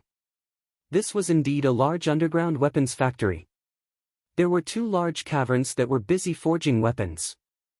Most of the blacksmiths were from the Central Plains, but there was also a portion of them from the Nanjiang. The 2 followed Sickly Scholar to avoid these people. They kept going down, leaving the cavern where the weapons were being forged and entering another underground cavern. Compared to the crude caverns before, this one was more like a decorated underground palace. The ground was covered with beautifully carved marble and comfortable and beautiful carpets. Are those people dead or not? As the 4 approached, a sharp voice came from inside. Yi Li frowned. It was the voice of the wealthy merchant, Master Liang. At this time, his voice didn't carry the same pride and disdain as before. Instead, it sounded more anxious and murderous. Don't worry, they definitely won't be able to escape. The voice of the Luo Yi tribe's chief, Le Jiang, sounded. Why didn't you send people to kill them directly? Master Liang said with dissatisfaction, that Sickly Scholar is very scary. If we don't kill him now, we will leave behind future troubles. If it wasn't for him following me, I would have already reached the Nanjiang. But no matter what, we can't shake him off. And that person surnamed Han, he obviously knows that sickly person. We definitely can't let them. No matter the price. No matter the price? Le Jiang laughed coldly and mocked, who's paying the price? Do you think I don't know that those people aren't simple? Even the snakes can't do anything to them. Every man in my Luo Yi tribe is incomparably precious. How many people would we have to sacrifice to fight them? Do you think my Luo Yi tribe has as many people as your Dechu state and can't be killed? Don't forget. Master Liang angrily shouted. Le Jiang said loudly, don't worry, I didn't forget what I should do. But it's best if you don't order me about things outside of what we agreed on. The people inside seemed to be stunned. After a while, they heard Master Liang say, but, if those people escape, do you think they will let us go? I don't know about the other 3, but I think you should have heard of that sickly person's reputation. He's the 3rd pavilion master of the Shilin Yanwang chamber. Why did you provoke the people of the Yanwang chamber? Le Jiang was clearly very angry and shouted sternly. How would I know? I had just left for a few days when he mysteriously came looking for me. I didn't even dare to let him go. That person is famous for taking revenge for the smallest grievance. What could I do? So you brought him along to the southern border. Le Jiang gritted his teeth for a while, then snorted and said, I know, I will send people to deal with them as soon as possible. Don't worry, the road down the mountain has already been sealed. Right now, the mountain is full of poisonous insects and snakes. Even if he is the sickly scholar who is good at using poison, I don't believe he can poison an entire mountain of poisonous insects and snakes. Anyway, be careful. You must see his corpse. If you had killed them from the start, you wouldn't be in so much trouble now. Le Jiang sneered and said, he has been following you closely. Do you think we can kill him first or he can kill you first? I will go order people to do things, you stay here first. Don't forget your things. If the master doesn't get what he wants, you know the consequences. Master Liang's breath suddenly stopped, and he quickly said, I know, I have already brought half of the token. Give the other half to me. Le Jiang snorted and said, this originally belonged to our southern border. Master Liang didn't show any weakness when it came to benefits. The thing is in my hands, only I know how to get it. That was entrusted to the Liang family by the late king of Nanzhao for safekeeping, not for you. Le Jiang said in a low voice. Huh, so what? You also know that it belongs to the Nanzhao royal family and not yours? Master Liang laughed and said, it's already very good that I didn't give it to the Nanzhao royal family, isn't it? Didn't we offer a higher price? If you give it to the Nanzhao king, you won't get anything other than a few words of thanks. Lu Jiang sneered. Master Liang said, you want the treasure, I want the money. Isn't everyone taking what they need? So, you better quickly give me the other half of the token and stop playing tricks. This mountain has already been dug up by you. Without me, you wouldn't have found the treasure. Also, don't think about killing me to silence me, don't forget that behind me is